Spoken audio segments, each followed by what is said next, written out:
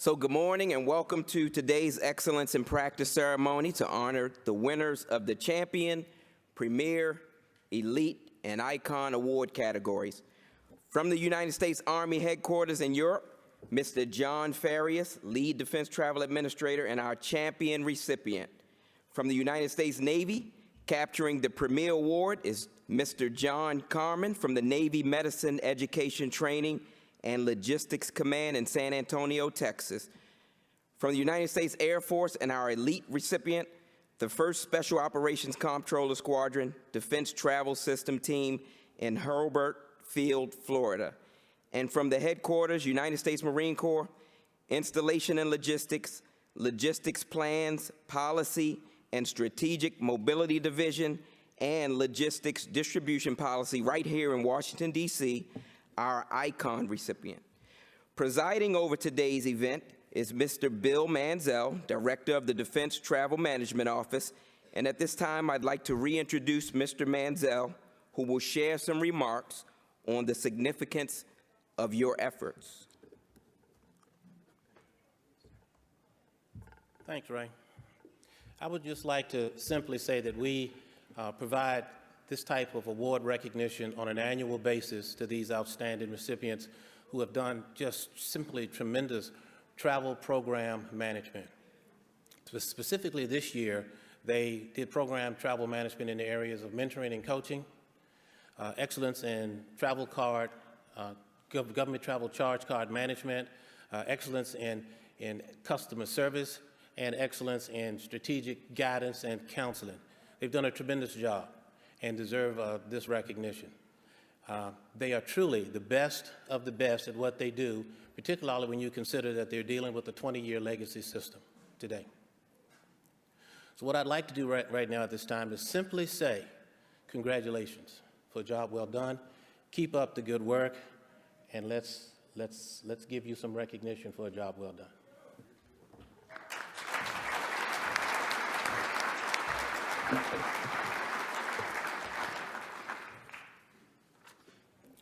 Thank you, Mr. Manzel. At this time, I'd like to invite the representatives of each service to join Mr. Manzel on stage to assist in honoring our award recipients. Thank you in advance for sharing in this prestigious honor, Brigadier General Maxwell, Mr. Stanley, Mr. Tim Carey, and Rob Burke.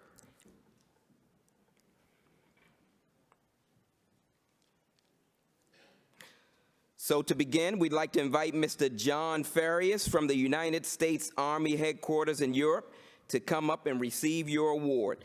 Our first award, the Champion, is awarded to a lead defense travel administrator whose wisdom, guidance, and commitment to his or her organization, Defense Travel Administrators, has made a fundamental and long-term positive impact on their travel program.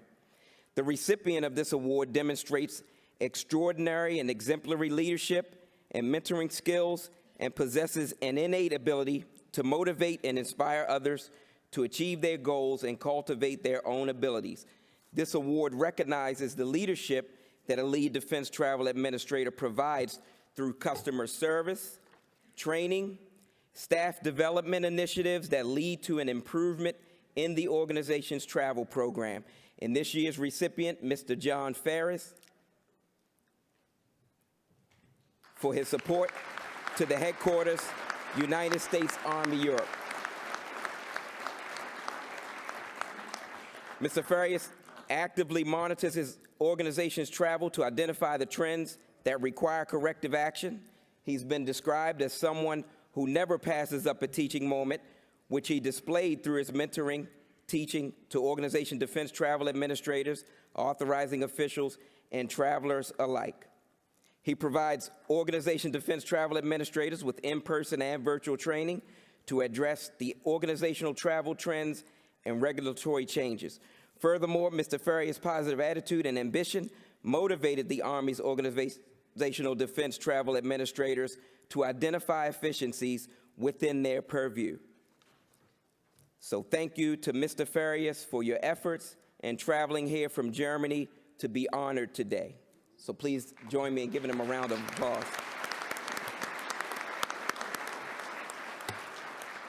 At this time, I'd like to invite Mr. John Carmen to the stage.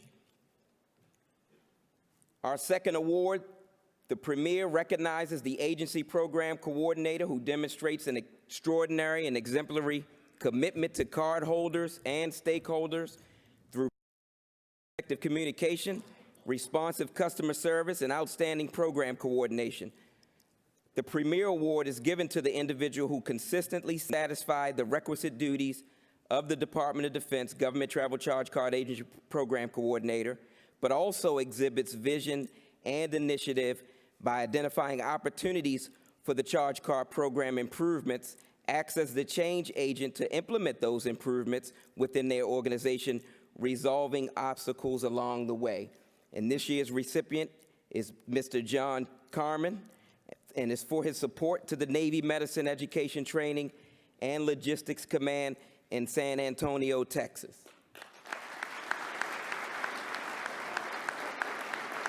Mr. Carmen program averages less than 1.5% on the travel card aging analysis report.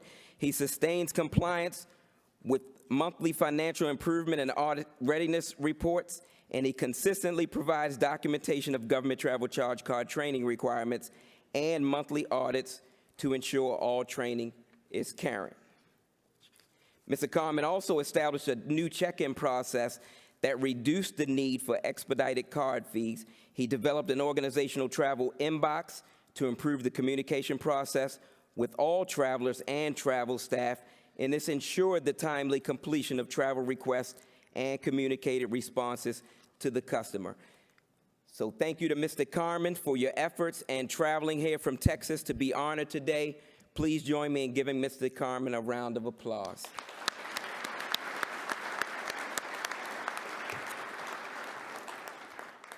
Our next award, the Elite, recognizes a local help desk team whose superior efforts results in continuous improvement and outstanding customer care.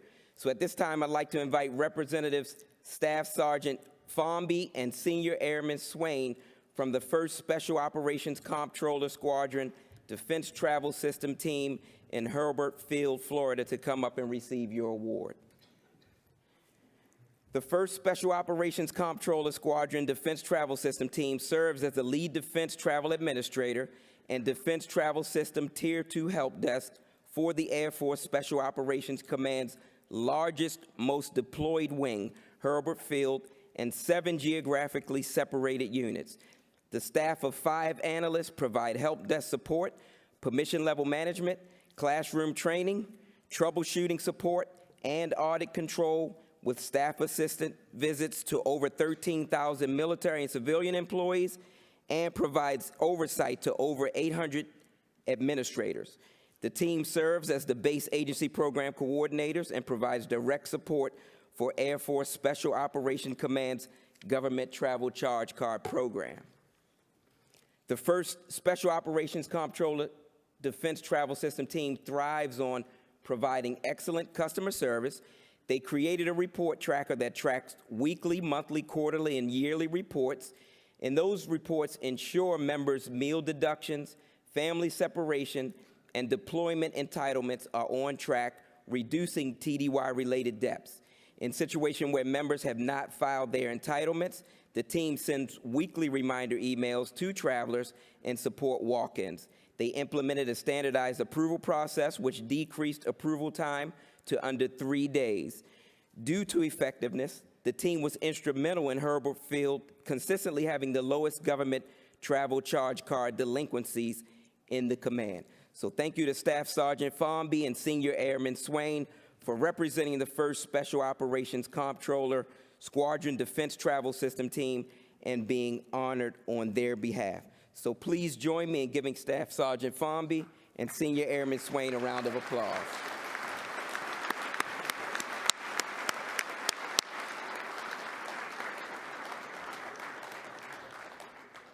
Our final award category, the Icon, recognizes a major command or agency whose strategies and tactics enhance their travel program capabilities for their subordinate sites. At this time, I'd like to invite Representatives Major Gilmore and Mr. Mark Edwards from the headquarters. United States Marine Corps, Installation and Logistics, Logistics Plans, Policy and Strategic Mobility Division, and Logistics Distribution Policy right here in Washington, D.C., to come up and receive this award. The Logistics Distribution Policy Branch presides over passenger policy matters for the entire Marine Corps total force, which equates to approximately 185,000 Marines, and government travel charge card spending of over $444 million for fiscal year 18. Logistics Distribution Policy provides guidance on a number of passenger travel-related issues, such as the economy coach class travel, group travel, the defense travel system, centrally billed accounts, circuitous travel, Fly America Act, port calls, Air Mobility Command, Patriot Express Channel mission flights, and the Secure Flight Program. In support of the program initiatives identified, the Logistics Distribution Policy Branch has written white papers, submitted email communications for legal review, updated the Marine Corps Order 4600.7, facilitated and communicated with multiple cross-organization groups and vendors, and has developed training materials that have posted to the Marine Corps Passenger Travel Facebook page, developed a Facebook page with multiple documents in support of moves available to the public. The Logistic Distribution Policy Branch has also established a Marine Corps passenger mailbox which responds very quickly to passengers and inquiries. Please join me in giving the headquarters, United States Marine Corps, Installation and Logistics, Logistic Plans, Policy and Strategic Mobility Division, and Logistics Distribution Policy a round of applause.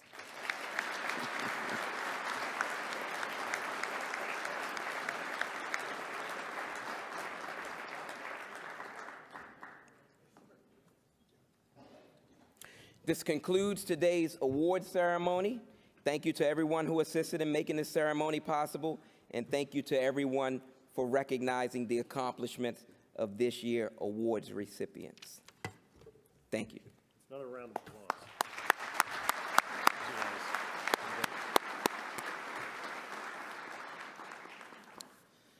We're fortunate this morning to have Mr. William H. Booth, good morning, sir, as our first keynote speaker.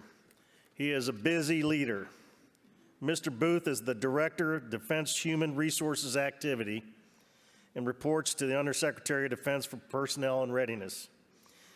He is responsible for 12 separate organizations, including DTMO. DHRA is a multifaceted organization with a diverse mission set. DHRA provides centralized and comprehensive personnel data management and analysis for the entire DoD.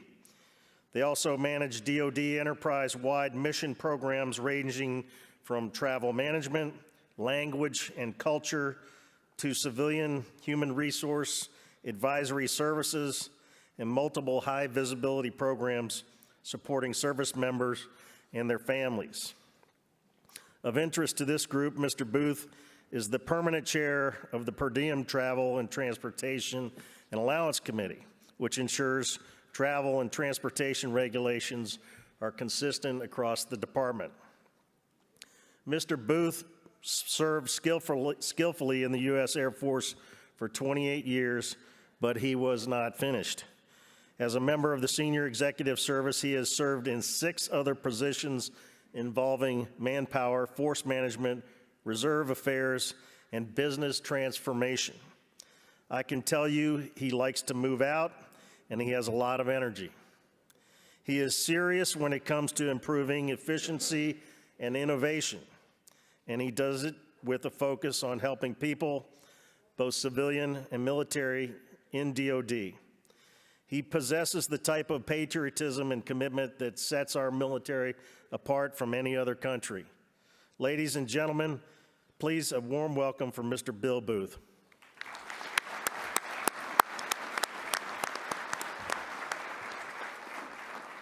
Thank you, Admiral. Well, good morning. Now, you'll notice that Mr. Manziel is shaking in his boots over there because he wants me to stay on script. He's told me to stay on script. He's praying I stay on script. And whether I stay on script or not will just depend. Okay? Because somewhat when I start to speak, I'm almost like a gospel minister. It's what is the message that I want to portray today. But before I get started, and Bill, I will do my best to hit the points in the script. Before I get started, Admiral Brown, it is certainly an honor to be here this morning. Be here this morning as DTMOs, your co-host for this event, as we celebrate this fine organization's 75th year of service to the defense traveler. And what does that really mean? 75 years of service to the warfighter, because that's what it's all about. Every one of you in this room is dedicated to making sure that those individuals, men and women, that are appointed into the sphere can execute mission when their mission needs to be executed to keep this nation safe. That's what you do. You're all combat enablers. And I view NDTA as a combat enabler. Is Tim here this morning yet? Well, let's talk about Tim Burke. Tim's going to speak to you tomorrow. Tim's from he's the category manager over at GSA for travel, basically. And we've had a wonderful partnership with Tim. And I would just remark to you that Tim also views their role at GSA as enabling what we do to make sure we have mission success. And then we have all the multiplicity of members of the travel industry that are here this morning. You're part of that same enabling support to make sure that we can support the warfighter. You may be on the commercial side, and yes, you may want to make a fair profit, but you also do more because you're focused on the patriotic mission of making sure this nation stays safe. And then, not just to the members of the defense travel community you saw on stage, but they're all heroes. Mr. Manziel's already said it. Armed with a up-to-date 20-plus-year-old data system, they make sure that we can keep the travel function moving. And though there was just not your award winners, but many, many others are doing equally heroic things day by day, and I thank you. And now, off script for the first time, Mr. Manziel. Okay. And I also need to talk to my own family, Bill Manziel and his DTMO team. The things that they do on a daily basis many times goes unheard of and not appreciated, because they're the folks with the baling wire, they're the folks with the chewing gum. They're making sure that we hold everything together today until we can get to tomorrow. But recently, they've done one of the most fantastic things right now today. And what was that? It may sound simple. We just implemented Smart Card 3, right? How many of you defense members had to get a new card issued from Citi when we went from contract 2 to 3? How many? I better not see a single hand go up, okay? Because you didn't. And the reason you didn't was Bill Manziel and the DTMO team, frankly, working hard with Tim Burke's GSA folks and saying, there's no reason to do that. So what does that mean? Numbers, about 1.8 million cards, right? Let's be very, very conservative. I'm going to be too conservative. Every single card holder was given back at least 10 minutes. Some old guys like me were given 30 minutes from the time you go through all the verification, you get into legacy, you get your profile updated, you get your new card number in there. So let's just go at 10 minutes. 10 minutes. That's a minimum of 300,000 saved man-hours of labor across the department, or increased productivity. If you want to go on the high end, make it $1 million. And oh, by the way, for our friends at Citi, I don't know what their cost factor is. But if you read commercial averages, to issue a credit card to someone is $3 to $5. I know they're a very effective, efficient organization, so they're probably at 3. So good job, Bill. Y'all saved Citi over $5 million. And well, let's just give them a round of applause for that, folks. Come on.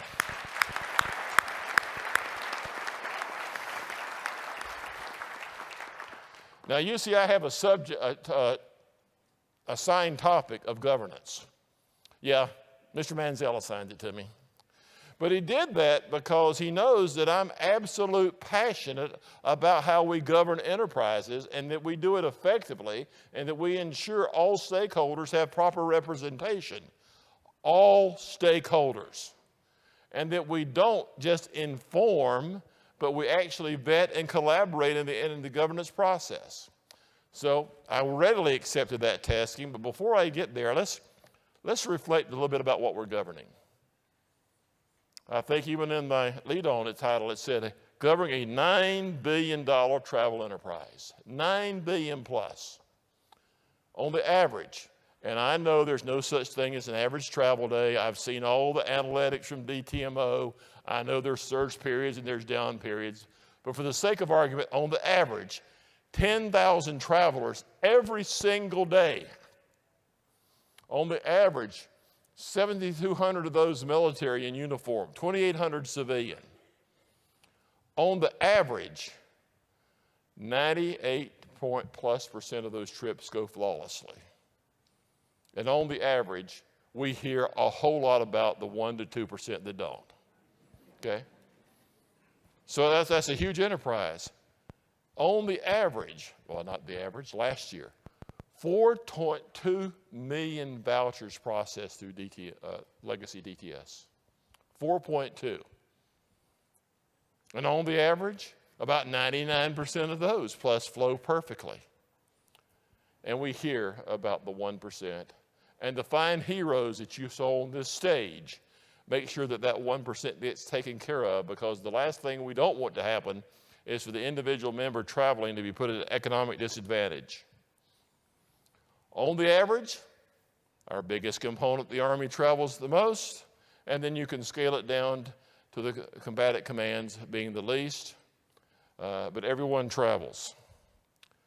As a traveler today, who has an 11 o'clock outbound flight, by the way, I know travelers desire an easy-to-use, modern, updated travel system and travel experience. I don't have either cell phone on my side. I know they want smartphone applications. We're going to get you there. We understand that. But today, we have to live with what we have. As a stakeholder myself, I know that all stakeholders want to be engaged, not just notified after the fact. So we want to make that happen. The governance travel theme is empower, engage, and innovate. My friends in DTMO were not waiting to do this tomorrow. They're doing this today. Let me give you a few examples. First, how do you like the evolution of legacy DTS? Okay? I thank you for that. I wish there was more, okay? And they've been fits and furts with it as we've tried to move out, but it's not staying the same even though we're going to sundown it. We know right now that on the schedule we're on with modernization, before we can totally stand down DTS, if everything goes wildly successful, is 3 to 5 years. We know that. So we don't want to wait for some of our travel for 5 years to enjoy an improved experience. So where we can, and DTMO in partnership with my folks that run our data systems, DMDC, where we can, we're spending prudent dollars today to make the traveler experience better. Is it going to be perfect? No. But it's going to be better. It's going to get you, closer to, if I can get you up to 2015, I'll be pretty happy. Okay? So we're trying to make that step forward. But let's talk about tomorrow. Well, tomorrow is actually today. At this podium last year, Mr. John Bergen, who at the time was the reform leader for both Defense Business Systems and IT systems, stood here and talked about the bold new adventure we were going to have, and we're going to move out with modernized travel. We're going to use OTA authority, yada, yada, yada, okay? I sat right, I think I was over there, and I said, really? Wild dreams. Well, folks, I got to tell you, right now today, my DMDC director is traveling outbound to the West Coast. So actually, he traveled outbound yesterday, and he was our first traveler with a new Concur product. Traveler 1 has traveled. Traveler 1 has moved, okay? I can tell you that today I will travel on my last trip on Legacy. He made his first on the new one, I'm making my last on Legacy. I can tell you, although I'm way down in the script now, I'm sorry about that, Bill. I can tell you that effective later this month, and I believe my script says the 18th of March, we will march over all the DHRA enterprise, and we have 1,300 plus travelers on our government side. We will march them over to the new product, and all of our travel will be done in the new system. And that's good, because we will test it first.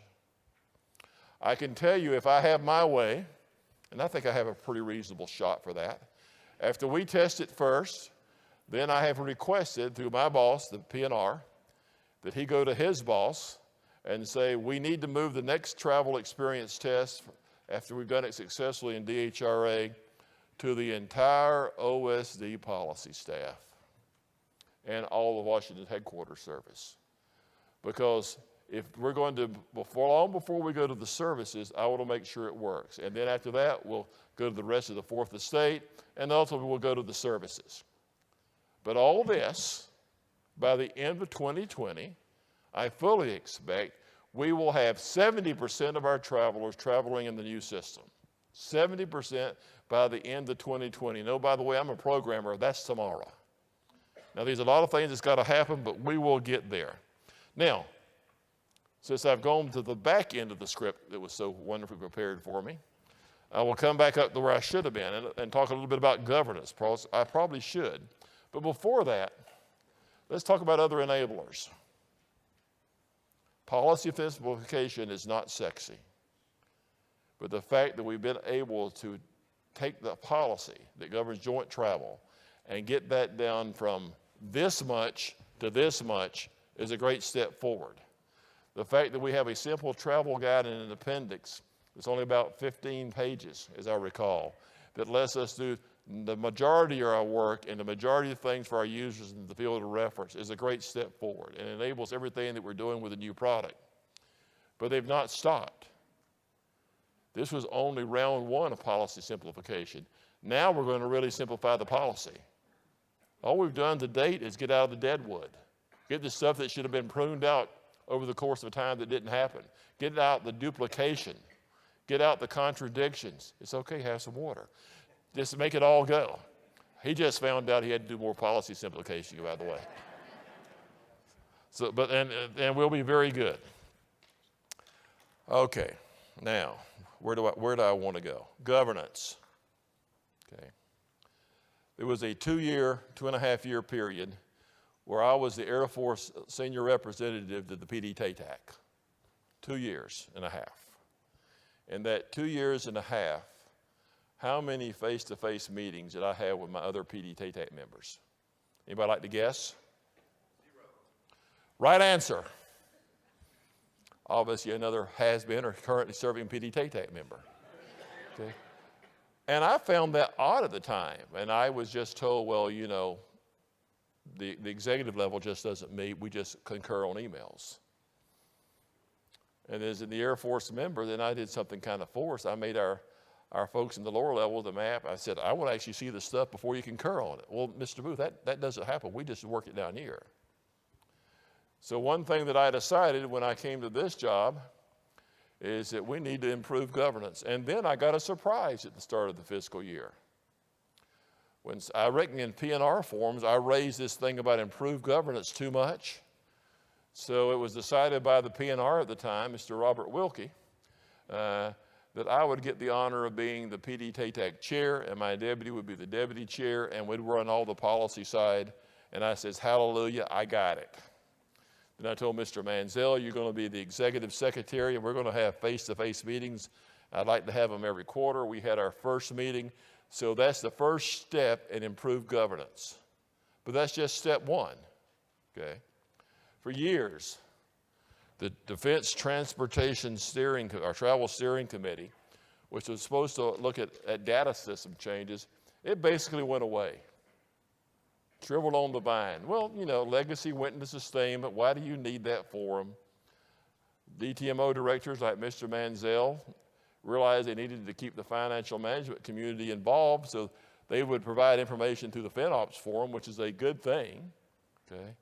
But as I like to say in my words, providing information is not governance. So we're reestablishing a new forum, okay?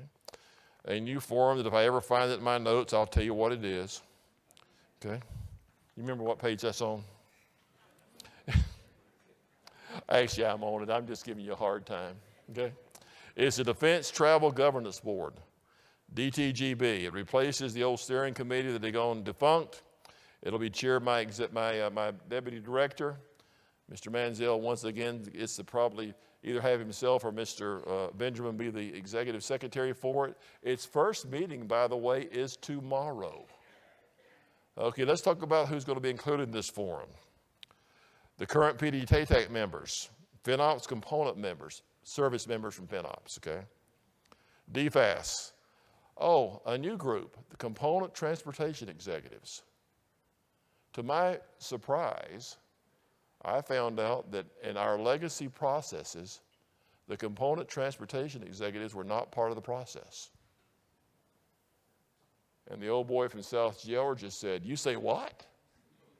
How could that not be?" So we're fixing that. And I hope my friends in the transportation community embrace that.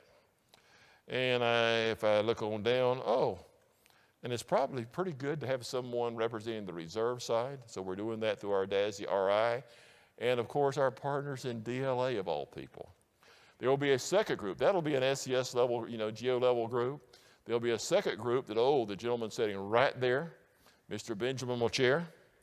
And it'll be the working group for that, and we call that the Defense Travel Advisory Panel, basically GS-15 level folks of the same organizations. It's two-tiered because my view of governance is you make decisions and make recommendations at the appropriate level. Not everything has to go up. 80% of the decisions should be made at the panel that Mr. Benjamin's going to chair. But for those that require a high level of review, they'll bump them up and make it go. But the key to this process is we will all do it together in the sunshine. Now, while I promise you sunshine, I do not promise you that you're going to agree with all the decisions. But you will know the whys and the wherefores when decisions are made. We will not require unanimity to move forward, but we will require that we all understand why and can smartly salute the end solution as being the enterprise-wide solution. Because there's times in a solution that's right for the DoD enterprise as a whole, it will be less than the optimum solution for an individual part of the enterprise. We all recognize that, and moving forward, you will have your say up front. Now, Mr. Manziel would like me to talk longer on governance. I can look around this, and despite the light, I can see some weary eyebrows out there. And I've almost put some of you asleep. But I want to come back to where I started and I jumped off to a while ago. I am so happy, elated, that we're on a path forward for a new modernized travel system. I'm so happy that I'm going to have the opportunity with my folks to test it for you first. I'm so happy that I do believe, and it's not a pipe dream, I do believe by the end of 2020, we will be at the 70% level. By the way, let me note that I changed the number that was provided to me by the DTMO staff, okay? The DTMO staff wanted me to stand up and tell you we're going to make that 70% level by the start of FY20. That's the stretch goal. I'm telling you my minimum goal is by the end of 2020. So there's great promise here. And what does that really mean, 70%? What does 70% represent? Our average routine, and I'll use the term business travel. It'll take a while to get the other categories of travel in there. I assure you, we will maintain legacy DTS as a viable travel system until we can gracefully shut it down after everything has moved over to the new system. In fact, I happen to be a conservative when it comes to data systems. Well, I've not told Mr. Manziel this yet. My personal plan is I want it up and running at least available 6 months after we say we moved everything over. I know it comes at a cost, but for me it's an insurance policy, because the one thing that I pledge to you, I will not let a situation develop where we have to go back to stubby pencils to do travel in this department because we have no automated way of doing it.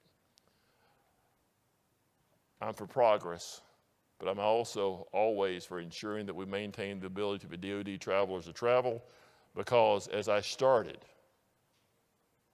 the purpose of travel is not just for the sake of travel. It ultimately supports the warfighter that's at the end of the spear, and that, my friends, is something we can never put in jeopardy. Now with that, and not just because I have to catch a plane, I told you I'd hit 80% of the points. I think I hit about 82.3. If anybody has any questions before I run to the airport, I'm open for them. As I will tell you, there's nothing that I won't respond to, even if I have to say, I can't answer that. Okay, sir, I have questions that have been submitted through folks' smartphones here. Go right ahead. However, if anybody doesn't have the app open and they want to come up to a mic, you get priority for the I'm courage just trying to come find a do it. place I'm not being blinded by this. I should have had shades on this morning. So the first question that came in, sir, was past DoD attempts at implementing commercial off-the-ware software. Back up, do it slow. I'm an old guy. This is a question about implementing commercial off-the-shelf software. That's what the new system is going to be, yes. Right. And the people asking the question have had experience of seeing these projects be challenged. Has this ever occurred before? Have we ever been successful before? Is that the question? It's what are the things in the governments that keep the kind of control over customization? Oh, great one. That was in the text. That's part of the 19% that I skipped over. Okay? Okay. I'm going to tell you whose job it is to ultimately make sure that we don't go down that customization drive. Okay? It's these two new governance panels' job is to make recommendations on that. Okay? And I'm going to point at the guy who has to make sure it doesn't happen. That would be me. Because what I did not tell you, one of my other jobs as the DHR director is being the Defense Business Systems Portfolio Manager for the Undersecretary of Defense of Personnel and Readiness. And in that hat, I have a delegated responsibility from the PNR. And my direction from the PNR, by the way, starts out, no customization. Reverse engineer the commercial product to meet our requirements. So that's the going in starting position. I'm not going to stand up here and tell you that we won't go back to the vendor and say we need something that you don't have. Don't you think this would be good for your entire user community? But if there's something truly that's DoD unique that we can't reverse engineer our processes to meet, and did anyone tell you I'm a process re-engineering guy? We would then, and only then, approve customization where we paid additional to the vendor to modify their commercial product just for us. Now, I'm never saying never to anything, but I will tell you with 99.5% confidence that's not going to happen, that we'll find a way to modify our processes. My biggest concern is our interface with our financial systems. Except for that, I have no concern. Okay? Good question. What's the next one? Next question is about the new travel regulation. JTR. 17-pager. So the person asking the question applauds the simplification of the regulation for the traveler and the users and facilitating understanding of it. However, much of the regulatory information that was in the original voluminous DTR was removed or moved to an FAQ page. So what the question asker is interested in is whether they might be able to publish some type of supplement or some type of manual for the implementers of the policy to use, something like the JTR Appendix G. Okay, I don't know who the questioner is. So the questioner is saying, I want a crutch. The questioner is saying is, I can't read the policy myself and decide what it says. Give me a crutch. Yeah, Mr. Manziel, I'm sorry. That's how I took the question. I am getting a frowny face up here.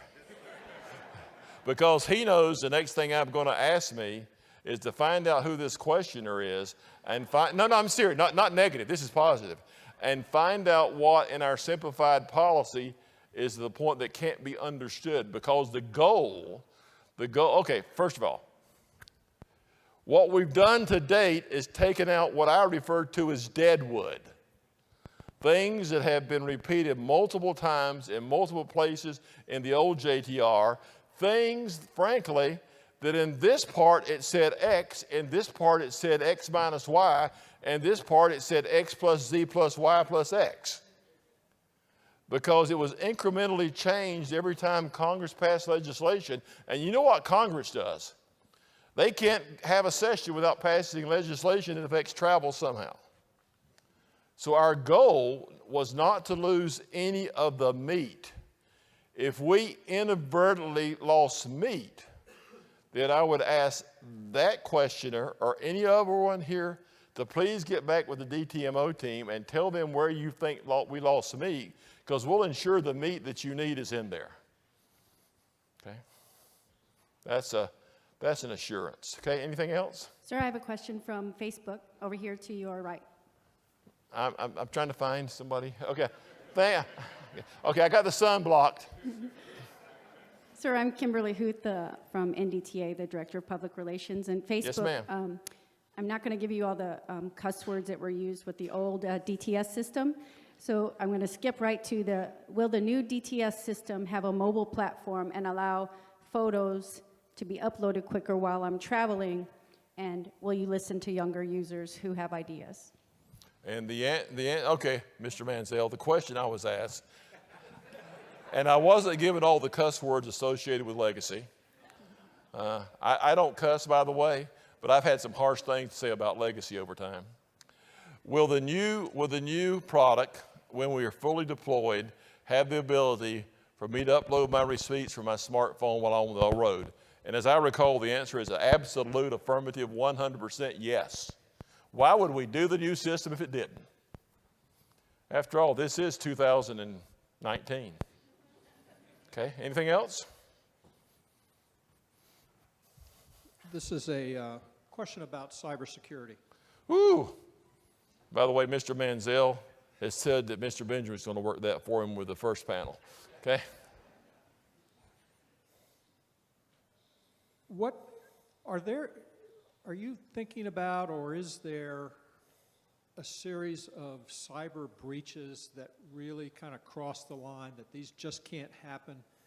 And where is that cutoff point where a commercial firm that has experienced one of these kind of no-nonsense breaches happens, that they could be suspended? I'm glad to note that they didn't use the name Borisma as part of their question. Okay. I knew that one was coming, and yes, Mr. Ponzer, you're there. my lawyer is concerned with how I'm going to answer it. Okay, Mr. Manziel is concerned with how I'm going to answer it, and I'm going to answer it the only way I can answer it is straight up and down the middle. Okay. We have mandated cyber requirements in the contract that we expect all of our partners to adhere to. And we want you to adhere to no, we don't want. We mandate that you adhere to those requirements 100%. Even if you adhere to those requirements 100%, which are the requirements that are established by not DHRA, not DTMO, not DMDC, but the OSD-CIO cyber folks, it doesn't mean that you're breach proof. It doesn't. Now, having said that, If you get breached, and you have a contract with me, and I'm going to say it that way, technically it's probably with DTMO, and you have not met all those standards, it's going to be an interesting discussion. If you get breached, now forget that. If you're any of the companies that support us in the TMC world, and I'm sure there's some of you in the room right now, so you're fixing to get this straight from the horse's mouth. Whenever we get through the process with our current ongoing actions associated with the company that got unlucky and got breached, and rest assured, they got unlucky. It could have been some of the other guys. And as soon as we're sure that they're 100% compliant with everything we've done, then my team will be doing spot inspections across all of you. And you will have your opportunity to prove to us that you're in full contract compliance. If you are, you have nothing to fear. If you aren't, my legal team advises me I have cause to terminate the contracts. I'll just leave it at that. I don't desire to terminate anything, be in compliance. Am I safe, Matt? Yes, sir. Thank you. By the way, Mr. Ponder, if I hadn't have been, would have shaken his head no. Anything else? There are a few more here, sir. That's okay. Can the DTS releases be tested longer to have more of the bugs worked out, or have releases rolled back when commands must perform complete manual Okay, we're back in legacy now? Beg your pardon? This is back in legacy, right? It's back to legacy. Okay. So can the testing... So the question basically goes like this. Why does Mr. Manziel, with my approval, allow updated versions of legacy DTS to get deployed which aren't perfect? Right? Let me tell you on Mr. Manziel's behalf that no software, no legacy update goes out that is not tested. They are tested. And yes, it is disappointing when we have to roll something back. But usually what we cannot capture in our test environment, and at this point in the life of legacy DTS, the bad old money guy at DHRA is not going to invest more money in a huge legacy test bed. We can't do volume. Never been able to do volume. It was never in the test protocol for legacy. It will be in the test protocol with our new product because, well, heck, we're a small user compared to the volume that they do. So that's the real issue. But we test hard. We're sorry about the inconvenience that we caused you. And that's about all I can say. I'm not spending $5 or $6 million to build a bigger test environment for a system I'm browning out. Now, I can alternatively, if you would like it. I can tell Mr. Manziel from the day forward, we won't make one other change to legacy DTS. What you got right now is the version that'll stay. The only thing we'll do is any changes we have to do because we have to do it because travel, law changes. If y'all would like to give that mandate, I am more than happy to do that. Okay? And just let DTMO know through our new governance process. Okay? When will the integrated lodging pilot program be no longer called a pilot? Okay, great question. And second part of that is it not duplicative with Fed rooms? I'm sorry, say it again. Is it not duplicate or Of Fed duplicate rooms? of Fed rooms? I'll answer the first one.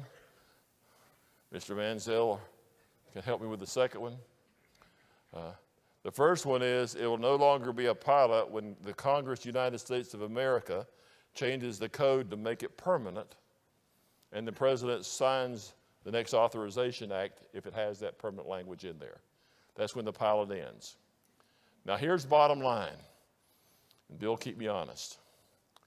The pilot will terminate 31 December of this year. We're anticipating that Congress will pass language making what currently is known as the pilot the permanent standard program before we end the pilot 31 December. Have we provided the report yet?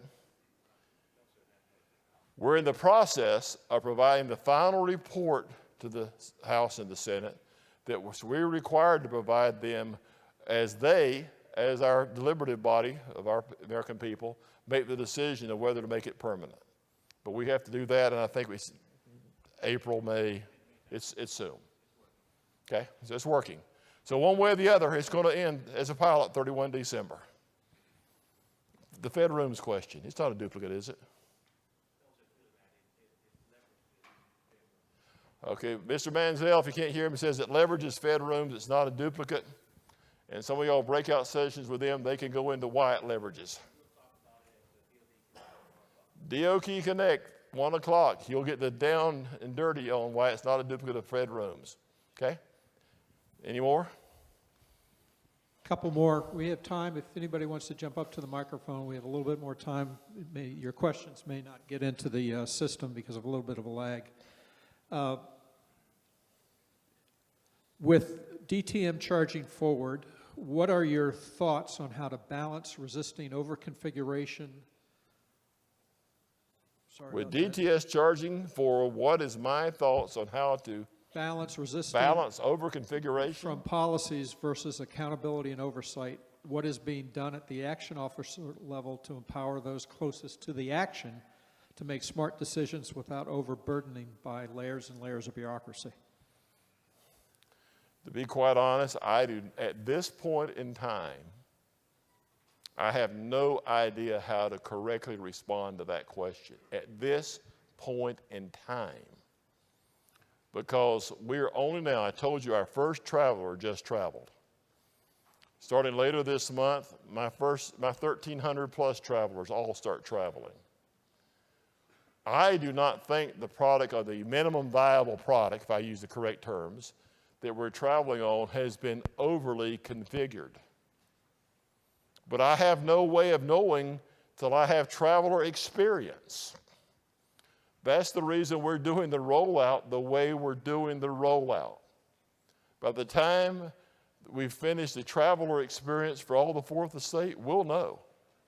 I don't want to get to the services where the, mega volume is. How many travelers we got in the fourth estate, Bill?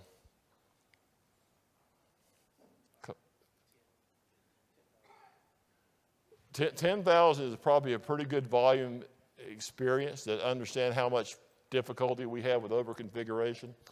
But I don't know the basis of the question because right now I don't know. I hope, and hope is not a strategy, I get that. I trust with our people that are on the ground working in this that the product that we're starting with has not been overly configured. But I have to trust until I know. Okay, next one. Okay, I think this is the last one, sir. And I'm not sure whether this is a commercial agency, one of our business industry Right. partners, or a government agency, but it may apply to both. Okay. But they want to know what they could do to help you in making these changes. And are you looking for more travelers? Okay, great question. I'm looking for more travelers at the appropriate point in time. Okay.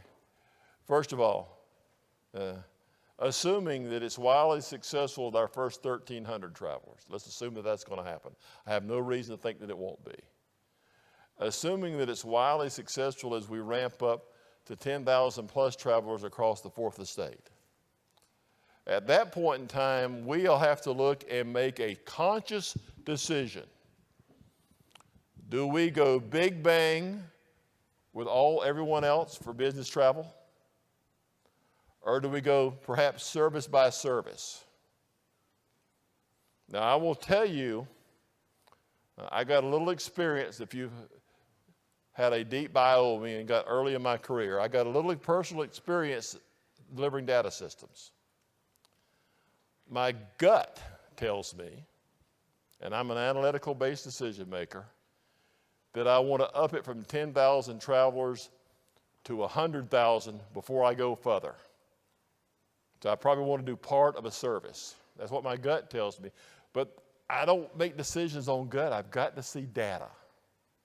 So we'll wait for the data. So the short answer to the question that I made a long answer on is at the appropriate time, yes, I want more travelers.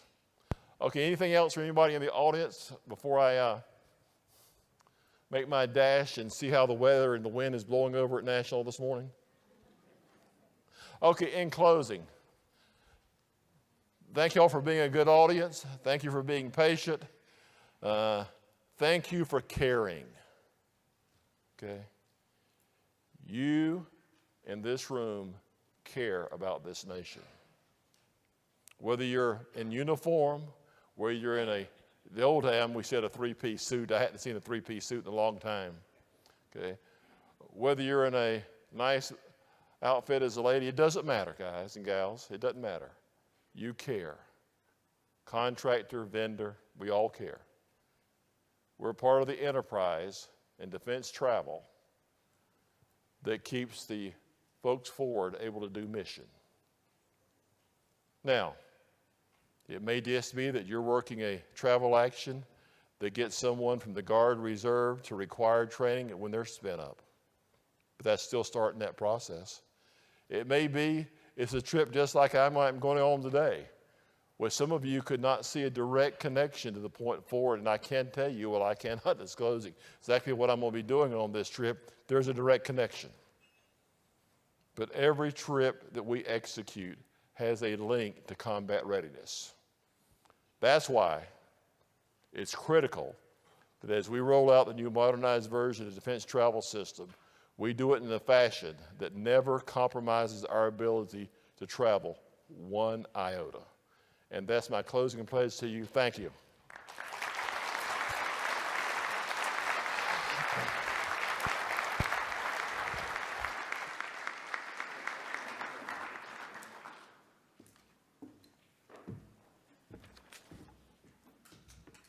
Well, one of my takeaways is that I now understand where Mr. Mansell gets all his energy. And it's good to see two leaders on the same page. And so thank you very much, Mr. Booth.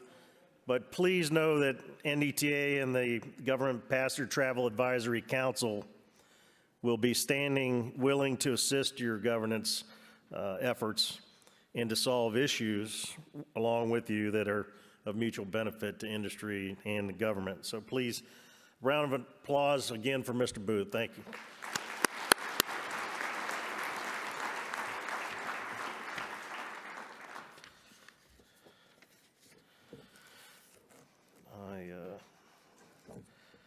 Mr. Booth messed me up here. If that's our biggest problem of the day, then we're in good shape. Now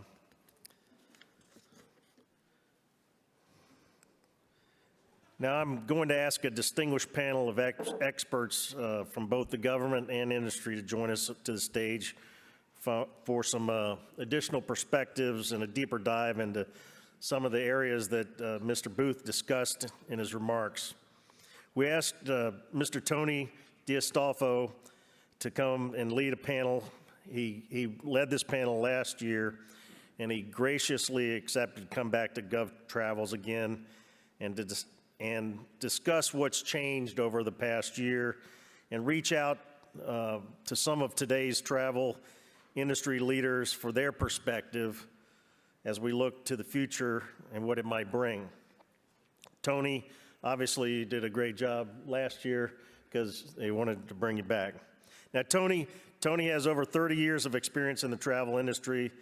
He's the Senior Vice President North America for the travel tech company Serco, which is home ported in New Zealand, which he's graciously accepted to travel to corporate headquarters several times. He's home ported. He himself is home ported in New York. Again, he volunteered again to run this panel. We greatly appreciate it, Tony. And please, again, continue to use the app to ask questions. We've got a really good panel lined up here. Tony, over to you, sir. Great. Thank you, Andy. Yes, sir. Morning, everybody. All right, kick my slides up there. We're going to roll through some good stuff. I'm going to do a quick keynote, about 15 minutes of content just to set the stage for the panelists. Then I'm going to bring them back up, and we're going to get into a conversation as we did last year. I've got 5 topics. I got a couple of others in this kind of a session we call Closer to the Truth. We should have a little time for your questions, so if you have them, fire away. Can we get my deck up there? Come on now. There we go. That's me. All right, let's get going. All right, so the session format I talked about, I'm going to frame the discussion, thought leadership panel. We're going to talk about Closer to the Truth, a little fun with that, and then closing advice from our experts will be up here in a second. The session I put together today is called The Most Powerful Companies in the World and How They Could Impact Government Travel. Nice, short, snappy title for a government audience, right? First thing I want to do, though, is kind of define the word powerful, because sometimes it can have multiple meanings. In this particular case, I'm defining the word powerful by saying it's having great power, prestige, or influence. The 2 words I call out are power and influence. I'm going to further define power by saying it's the ability to produce an effect and have an influence over others. So that's the context by which I'm talking about today. So let me talk about the first tier of power, the most powerful companies in the world according to this guy standing up here today. First most powerful company, Google. Anybody use Google? Anybody not use Google? All right, so I use Google multiple times a day. When I first saw that Google was one of the most powerful companies in the world was a bunch of years ago, actually. And I have 2 daughters. I hate them both. I'll tell you why. I'll tell you why in a second. My first daughter, why I hate her is because years ago, I watched her do a book report. She came home. I was working from home. She said, Dad, I got to do a book report. The book report is on pasteurization. And I remember doing this book report when I was a kid, and I watched what she did. She went to her computer. She went to Google. She typed in pasteurization, just like the old man. She didn't spell it right, but Google corrected it for her. Did you mean pasteurization? And then literally within seconds, she had reams of information that she printed off, and all of what she needed to do the book report was there for her. And it took about 10 minutes for her to do that. Then I remember doing that same book report.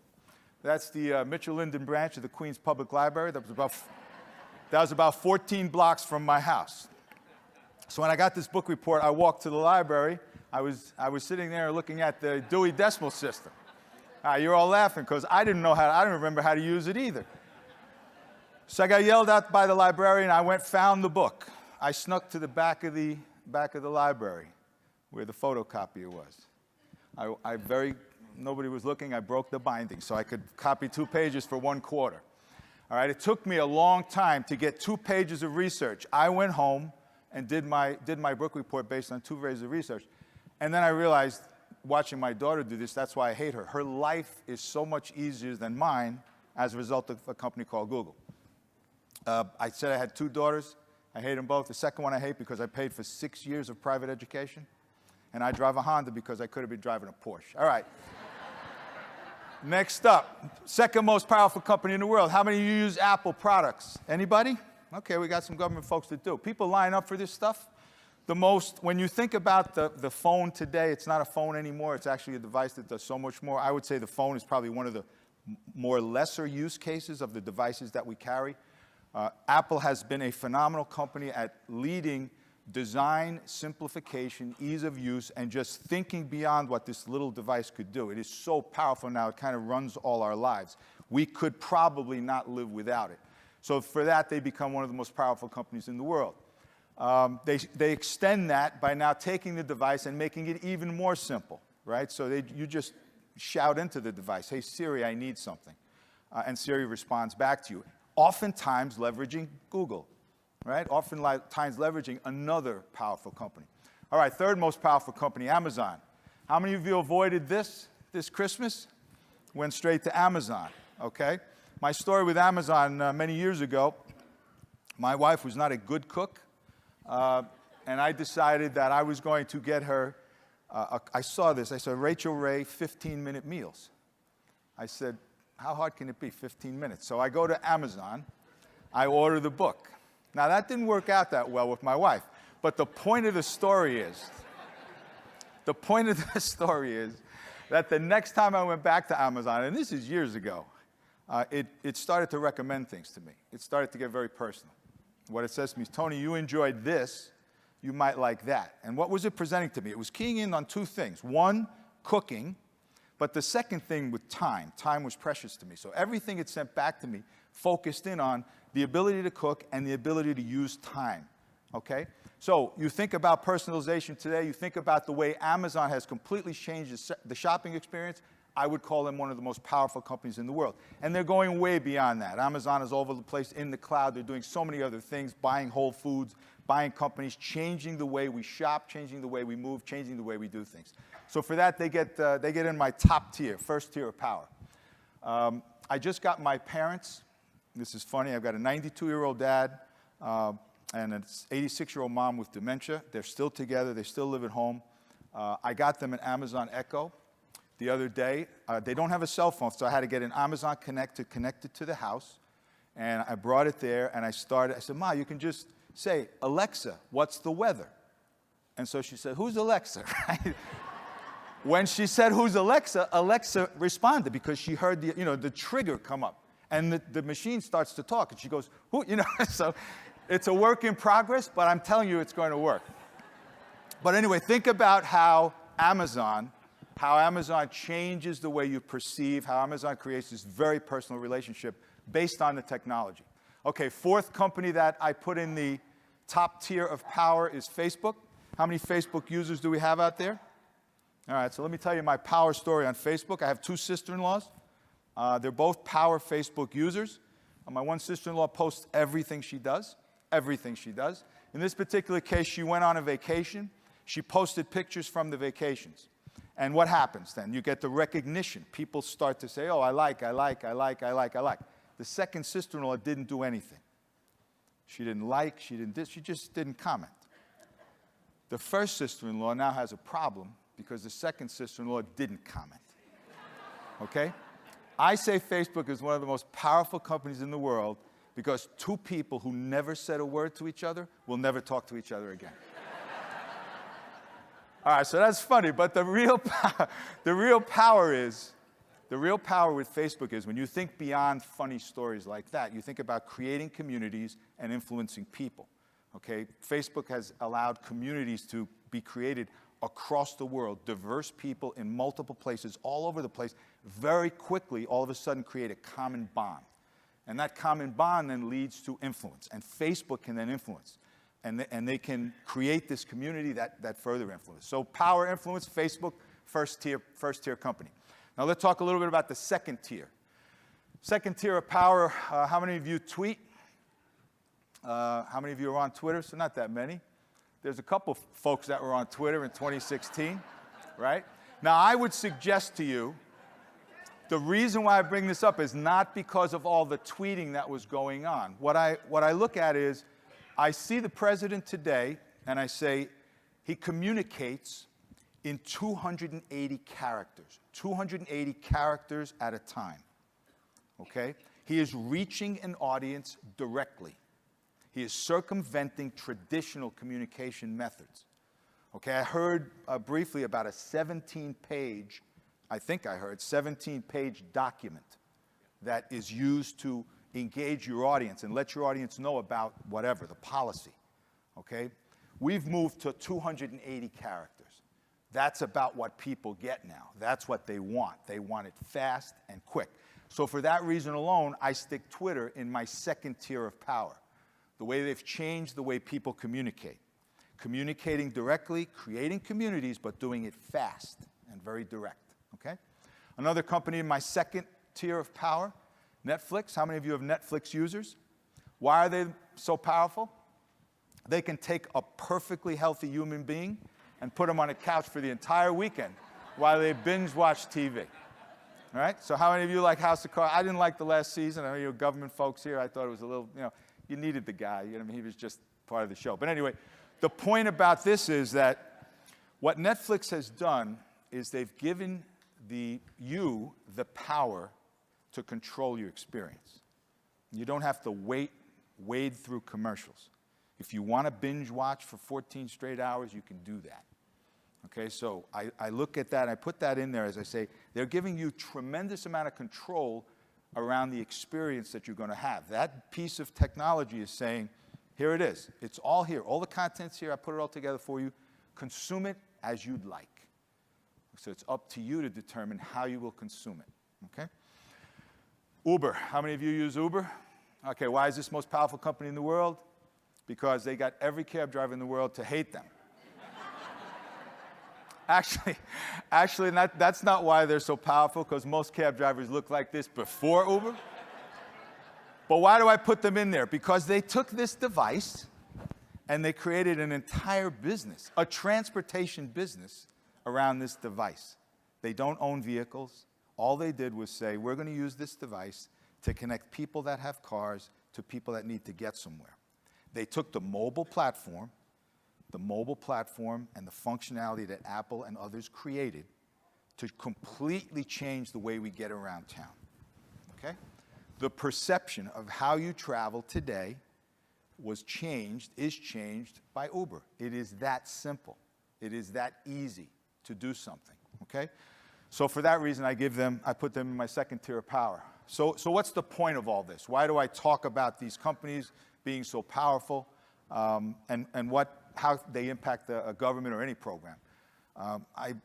When I think about these companies, or when you think about these companies, when we think about these companies, what words come to mind? I actually went online in Google, and I said, when people are asked to describe Google, Amazon, Facebook, these very powerful companies, what are the words that they use? What are the emotions? What are the words that they use to describe these companies? And these are the words they use. They use cool, simple, handy, efficient, useful, intuitive, convenient, personal, smart, fast, committed, easy, excellent, addictive, okay? So as the backdrop, when you think about whatever it is you do for a living, whether you're part of DTMO, whether you're a supplier serving government employees, whether you're a travel management company, whether you're an airline, doesn't matter. When you think about yourself, what emotions or words do people use to describe you and the services you provide? Okay? Would you like to change that? Is it possible to change it? And if you could, how could you do it? Right? So in the context of these very powerful companies that influence people, that actually change the way they live, and then we put that over to you. How do people think about them? Cool, intuitive, smart, addictive. And now we look at you, and you say to me, hey, I'd love to be thought of as cool and addictive and easy and simple. Any one of the words. Pick any one of them, and then put yourself in the position to say, how can you do that? I would suggest that one of the ways to start thinking about this is more broadly, depending upon where you are and what service category you provide, is you think more generically about the life cycle of a trip. Okay, we often think about the first part of the trip, which is where you get your orders and you start to plan and search, but the trip has an entire life cycle. Okay, so as my first suggestion to you, I would say regardless of what business you are in and how you are serving employees or government employees, doesn't matter. If you are helping them book or prepare, or if you're helping them with an in-trip experience, think about the entire life cycle of the trip and think about how they are going to experience it. Think about how you are going to be involved in that experience and how you could potentially impact it, right? So when you think about where do I want my power and influence to come from, based on all of that context, ask yourself these questions. How do you want to be perceived? It doesn't sound like one of the initiatives, and no offense to anyone in the room, but one of the initiatives was to the initiative is to simplify it, to make it fast, to make it easy, okay? So if you say, I just want to break down one process. I heard something this morning about we took 10 minutes off getting the credit card reissued. Okay, now that's big. That made it simple, easy, fast, right? So I would say that's a micro example of exactly what you want to be doing when you consider the bigger context of how these powerful companies influence. Be mindful of the touch points. You're going to touch people throughout the life cycle of the trip. Think about when they're sitting in their office planning a trip, very different when they're in the middle of the trip. Flight just got canceled, what do I do? Okay? How do I turn big data into small, powerful experiences? So somebody's trip is delayed, somebody's trip is canceled, whatever it is. You know, how do you jump in and create something that could be magical and that can addict them to your service? Aspire to serve in ways that leave powerful impressions. Again, you can do small little things to create powerful impressions, powerful lasting impressions. And then finally, contemplate the customer's needs before they do. You're subject matter expert at what you do. You do it all day, every day.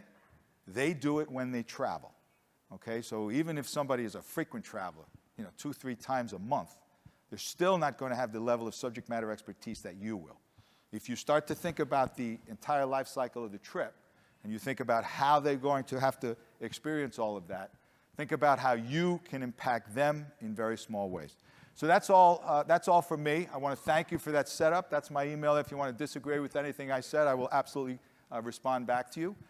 And now I'd like to bring up my panelists so we can use that as the jump-off point for the panel we're going to do now. So they're out there in the audience. Can my panelists come up? I've got 5 of them. You know the session format again. Let me just go ahead. You could click the next slide because I'm going to introduce them. Go back to my PowerPoint. There we go. Jamie Kaiser, VP Global Services Operations, SAP. This is not Jamie. I'm guessing you guessed that, though, right? There's Jamie. Hi, Jamie. Take the first seat. Don Moore, VP Rental Sales and Global Corporate Accounts and Enterprise Holdings. Welcome, Don. Erica Moore, no relation, VP and GM U.S. Sales for Travelport. Where's Scott Smith? I'm here. There he is. Ah, you snuck up on me. Good to see you. All right, Scott Smith is Program Manager, Department of Defense Travel Modernization. And finally, Nick Vernakis, President, U.S. Military and Government, CWT SATO. Thank you all for participating. What you have here is a cross-section. Technology company, supplier, GDS, travel management company, and then you actually have somebody who's in the middle of it all, right? So this is a great panel cross-section of folks that are industry experts. So what I'm going to do first is open up the first question. I'm going to jump down here because I like to face the panel as I do it. And so here's topic number 1, personalization. Remember Amazon. Remember how I set this up. So here we go. Will the impact of Amazon increase consumer demand for a one-stop shop for travel? Think beyond the travel experiences, not just booking the airline trip, the hotel, the rental car. How are they getting to and from? All right, are they going to use Uber? What else is going on? One-stop shop for travel. Will the expectations of a personalized shopping experience be part of future travel purchases? And then finally, can government travel be part of this? Who would like to start? Erica, go. So Ladies first. I think it already is, Tony. I don't think it's something that will it. I think it's absolutely now at the center of the travel expectations. In a recent survey that we launched, over 50% of travelers today just book everything through their mobile application. Right. Now, for government, this is even more important. If you think about the 60, 70,000 new recruits every single year, and many times these young soldiers, it's the first time that they're going to be traveling to this, this length, and many times to places that are unheard of for them. Mm-hmm. So personalized experience, making it easy, and being able to apply predictive analytics to the patterns of behaviors of these types of travelers that are traveling for the first time absolutely must be at the forefront of what we focus on for government travel. Okay. Nick? Yeah, the one element I would add is that one thing that I think is very unique about the business travel as an industry is that we don't just deal with travelers as consumers. They are travelers, but they are employees. Mm-hmm. So we have to have this governor in place that is even smarter to ensure that we are meeting not just the needs of our service members and the needs of our travelers, but that we do it in a context that makes it, for all intents and purposes, error-proof, mm-hmm. right? Because I think you can, addressing a sort order to fit on a 3x4 inch screen at the end of the day is very, very easy. But you have to kind of take into account not just how how a traveler is going to consume information, but also what the right boundaries look like and what the right governor looks like for that decision making. Sure, absolutely. You got the whole idea of there's a management layer that has to be applied here. So it can't be overly personal enough to know that these are personal tastes, but they also work for the government, right? Yeah, but it has to be, sorry, it has to be convenient. Yep. You know, I mean, there has to be convenience built into it. When you look at ground transportation, it's not just about car rental, although that's very near and dear to my heart. It's, you know, it may be ride hailing versus car rental, or there needs to be choice within that process that allows customers, or in this case, soldiers or whoever, government travelers, to be able to pick and choose which way they can go. There has to be some kind of a built-in mechanism that helps them get to that platform. While they might have a driver's license, they might not be comfortable driving, specifically in a city that they're unfamiliar with, right? Things like that, small little snippets of information. Car and driver versus car rental. Exactly. Ride hailing versus Exactly. car rental, whatever. Jamie, you're going to jump in? Yeah, I agree with the group completely, and I think it's finding that balance between personalization, but knowing the rules and the details behind the scenes, or keeping the guardrails in place, but you've got to make it easy. And I think what you said earlier about Amazon personalizing it is an added benefit, certainly needed. Scott, anything you guys are doing, thinking about, already there? Just not every person runs into the same travel rules. Essentially, there will be things that, as you go about your travel experience, you're going to be more likely to run into one rule or one flag that you hadn't seen before. So you can learn as you go. But then, as I look at future trips, then I can apply those rules, or the intelligence can help me understand how to apply those rules and avoid things that I really wasn't intending to do in the first place. Yep. Good point. Anybody else, audience? Show of hands. Everybody good? Question, comment, anything? So small, it's already there. Make sure you understand the bigger context, right? Make sure you provide them with options that might not be readily apparent if you're even, enterprise in the game of saying, hey, I'll drive you if you don't feel comfortable driving. Make sure the tech is good. All right, topic number 1, we'll put it to bed. Topic number 2, rise of the traveler. In the business side of the house, enabling technologies have provided consumers and travelers with more capabilities to self-serve. You talked about new recruits. My guess is new recruits have had a phone for probably 8 years, right? Since they're like 10, 11 years old, right? Yeah, seriously. I mean, this is what they're doing, so they're more capable. People in China don't have computers. They only have phones, okay? All right, business travel has changed significantly with more emphasis on the travel and the need to remove friction from the trip. Now, friction can be defined as a bunch of different things. Don't make me connect if there's a nonstop. Don't make me take an early morning departure if it's not necessary, right? This often results in giving travelers more flexibility to determine what is right for them. Sounds like a perfect recipe for the government. Give them plenty of flexibility to do it your own. Okay, maybe not. As set against the need to manage expenses, comply with policies and directives, and maintain a strict duty of care, can a tech-enabled traveler-first approach work in government travel? You want to go first, or you want to save it to last? I would say absolutely it can. Okay. I think it's a difference in perspective sometimes. I don't think people, when they plan their trip, they intentionally look to how can I exploit every possibility to get everything that's good for me and doesn't provide a benefit to the government. I think most of the people who travel, they travel as stewards. We provide a service. As civil servants or as members of the military, we serve the public good. So don't get me wrong, it's important to still make sure that what we do is within the context of what's permissible, allowable, and appropriate, but it's not that we're really trying to get something for us usually. Tony, I think in the business world, it's evolved because a lot of the businesses out there have contacted, vendors, partners, and so forth to really build a product together. I think that's where, within the government piece, I would highly suggest that we engage with suppliers and others out there to make sure that whatever you all are building, we are building it together. So you're not building something that we cannot provide, or it's harder for us to provide, and so forth. So we only have to really engineer it once. Might he have been the person who asked Mr. Booth the last question? Can we help? Yeah. No, it makes perfect sense. It really does. Because as suppliers, you have a frame of reference that oftentimes is broader. It includes the business community, it includes the leisure community. So why not take advantage of that when they're kind of working their scope of effort? Jamie? Yeah, I mean, we see that if it isn't easy, right, or it creates friction, they just go elsewhere, right? So I think the importance of the managed travel program to ensure folks can get the information they need quickly and on the types of devices and platforms they're using is critical, and certainly the tech companies can provide that and are doing so today. I want to stay with you for a second on that because TripLink actually addresses that. That's right. Right? TripLink That's right. was built because if people can't, or they're not happy in their current environment, then let them to go the somewhere websites, else. they Go to a. Exactly, and Yep. you know, the travel managers were struggling to figure out how they maintained their buying Control. power, right? Yep. And so TripLink gave it a way to bring the data all into the same place so they could still leverage the use of the suppliers without booking in the same site all the time.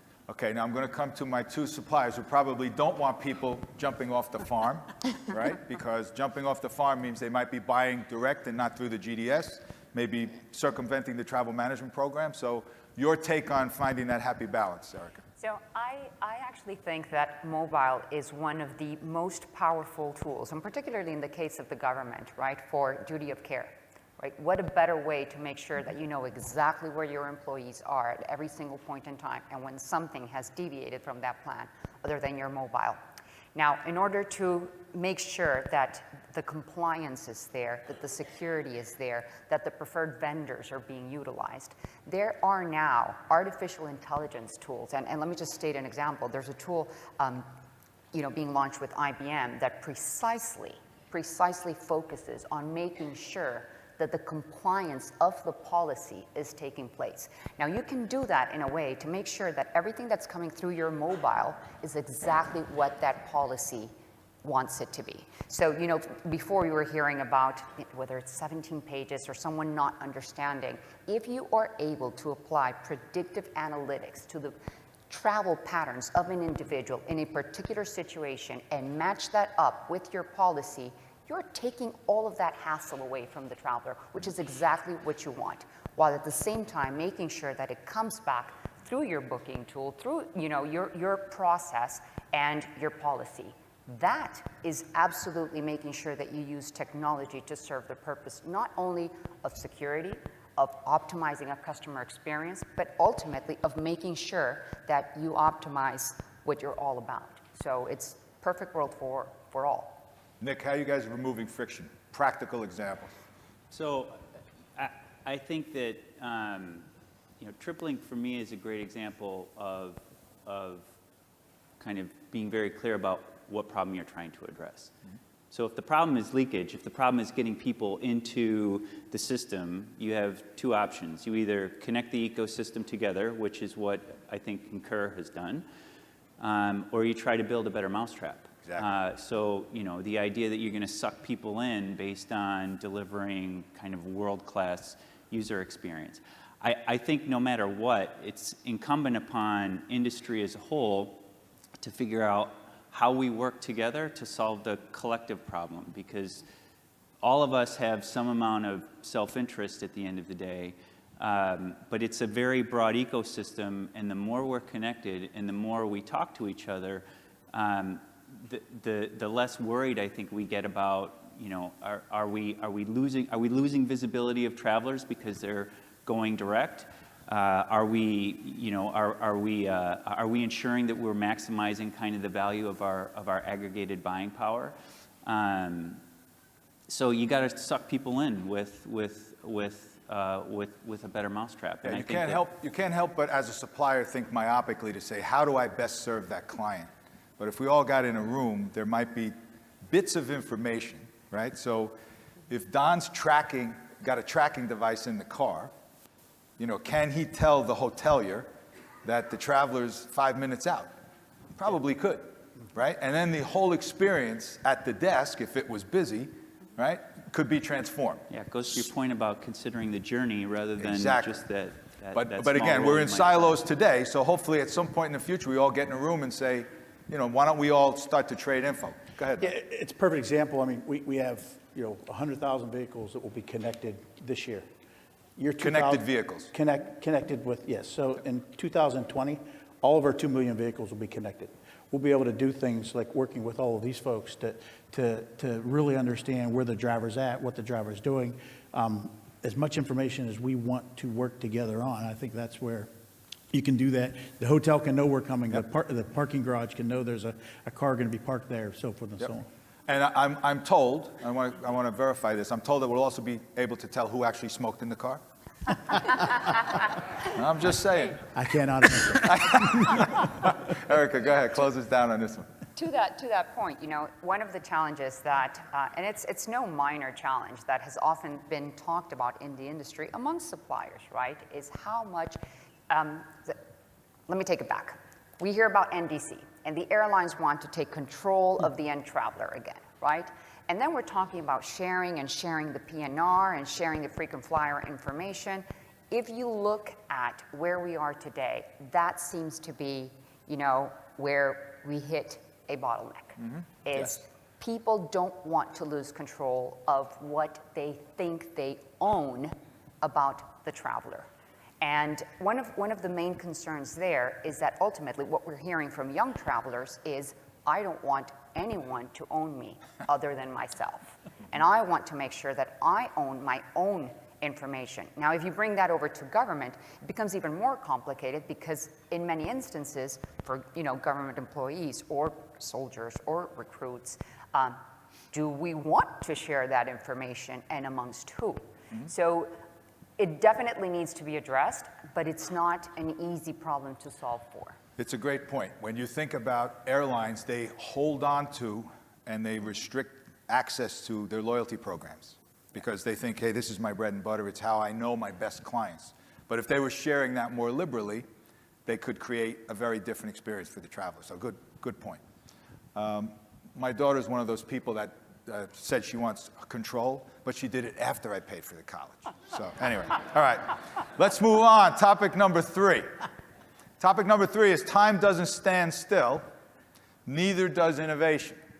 So technology advances at a rapid pace. Demographics change in the workforce. We talked about new recruits, always trending younger. Everything trends younger, unfortunately for us that are on the back end of that. And young people think and act differently. We've all had that experience, right? We continue to have that experience. So the question today is, can today's travel programs, business and government, survive as presently constructed? Or does this need to be, we need to address the new persona, these young people that have been brought up differently, that act differently? Jamie, start with you. Yeah, I mean, I think we totally have to change and adapt. As we see the younger generation entering the workforce, they're not embracing information in the same way.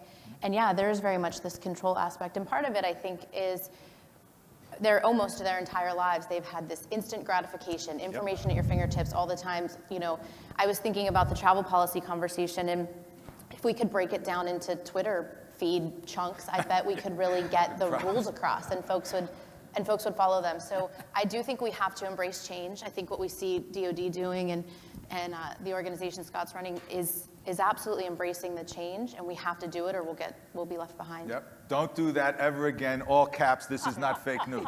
That's right. That's it.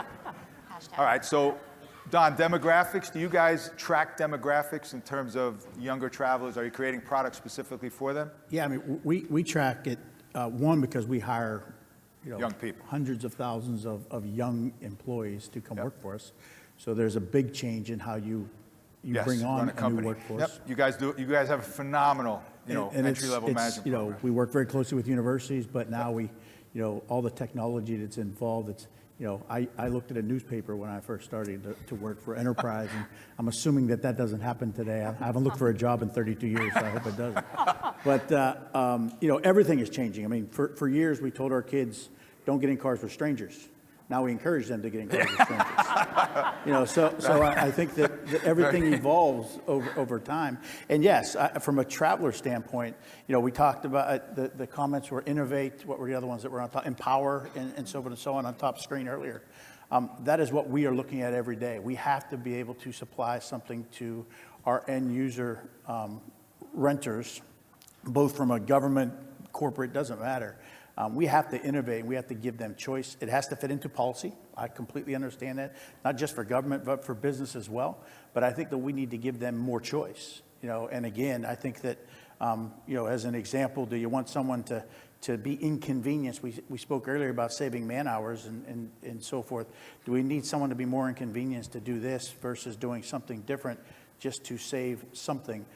Can we make it a little bit, you know, of an easier path for them to get different things, either, you know, rental car or car sharing or Uber or whatever that plan may be? I would suggest, and you can tell me, it's probably, you know, your strategy, not mine, Sure. but you have to think about the whole car sharing and getting involved in mobility. Absolutely. Because my younger daughter doesn't have a driver's license. Yeah. She doesn't feel the need to drive herself, ever. Yeah, we you know, in the future. Which is good. That's a good thing, because We used to be called car rental. We're now mobility consultants. right. You know, we have to figure out how to get someone from A to B. Scott, how does that inform what you guys are thinking about? Well, I would just counter that from an innovation standpoint, and seeing the powerful companies is a good reminder too. I mean, the lifeblood of the organization should be new ideas. Those new ideas don't only come from people who are younger. Yep. So we must remember that they need to come from, whether it's organizational changes or just, frankly, a priority on whether it's continuous process improvement or business process reengineering, like you heard Mr. Booth mention, or just on thinking differently about the situation. So this is an opportunity for us, a time for us to think very differently. But it won't be only the young people who do that thinking differently. Certainly we will need the inputs from that demographic as well. Totally agree. Experience counts, right? And experience can be significant, especially when you're launching something new, because there's a lot of learnings that happen from past experience. Erica, your take on the demographic conversation? So I think, I mean, there's a saying in Spanish, and I don't know if it's going to translate well into English, but what it says is, if the young knew and the old could, what a world this would be. So you have to combine things, absolutely. I don't know how many of you out there heard about, you know, the question here today was, can we take pictures and can we post them? This is amazing, right?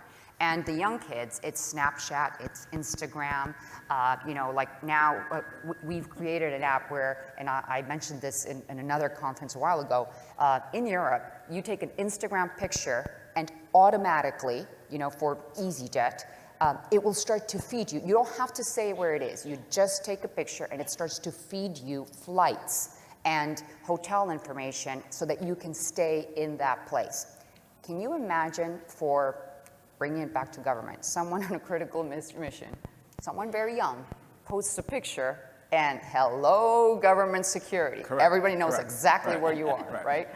Not so cool. So, well, you know, I'm with you. It's you've got to filter what the objective is, because you need to be able to incorporate the personalized aspect of the sharing, the community, what that does, because it means a lot to young people to be able to share these things, and it's more about, again, the experience, sense of community, but you need to be able to filter that and bring that back in with what you're trying to drive at and what you're trying to obtain, and it needs to be always with the purpose. And last but not least, you know, talking about technologies and the younger crowds, you know, we think they're all about sharing and Alexa and, you know, voice and mobile. Let me share this statistic with you. It was, it came to light that 85% of people interviewed said that they would not stay in a hotel room that was powered by Alexa. That's because they're buying dirty movies. That's what I thought, I mean, too. we That's know exactly what I thought. You went, that's where my mind went immediately. That's what I thought. 72% of this audience, no, I'm kidding. But what that says is that while it is about sharing, it is about staying connected, there's a limit. That's the balance, right? And so I want to come to Nick last, but Scott, that's what you have to figure out, right? It's like making sure we strike that right balance, because I don't want them necessarily taking the picture. So maybe are there any plans underway to say, we're going to create a private network of just government people versus, you know, sharing with the entire world? We do have, as we're doing this prototype with SAP Concur, we do have specific requirements about what it is that we're trying to prototype, and one of those prototyping requirements is specifically regarding the security nature of the environment, and absolutely, it's on our roadmap. Okay, and Nick, we're going to end it with you here, because I know you guys have invested quite a bit in terms of building out the infrastructure around removing this, or addressing the demographic changes. Well, ironically, I feel like we overhyped this idea of this being kind of addressing the millennials and being in age, a discussion about age. I think what we know about the younger generation is that they're all digital natives, number one, and I think it's just human nature now that we consume information on demand. So as we build out, it doesn't even have to be a travel program. As we build out, anything related to our employee population, we just have to take this into account, that over time, everybody will be a digital native, so operating on a phone versus a desktop. So you might, we, as an example, we kind of do everything mobile first, and then we figure out how to port to the desktop. And you just have to make information easy to consume. Yep, okay. Any questions, by the way, or I'm just going to keep plotting? We got a bunch of questions. All right, well, we'll keep plotting along. I got 2 more topics, then we'll come back. We got some time for questions. All right, topic number 4, fast and easy. You heard me talk a lot about those 2 words, fast and easy. Technology strives to make things simple, fast, and easy. Given everything involved, will government travel ever be simple, fast, and easy? Don't all jump at this one. I'll start. Go. So I think fast and easy, probably, and simple is a bit of TBD. I mean, simple is a product of the guardrails that you want to put out there to govern decision making.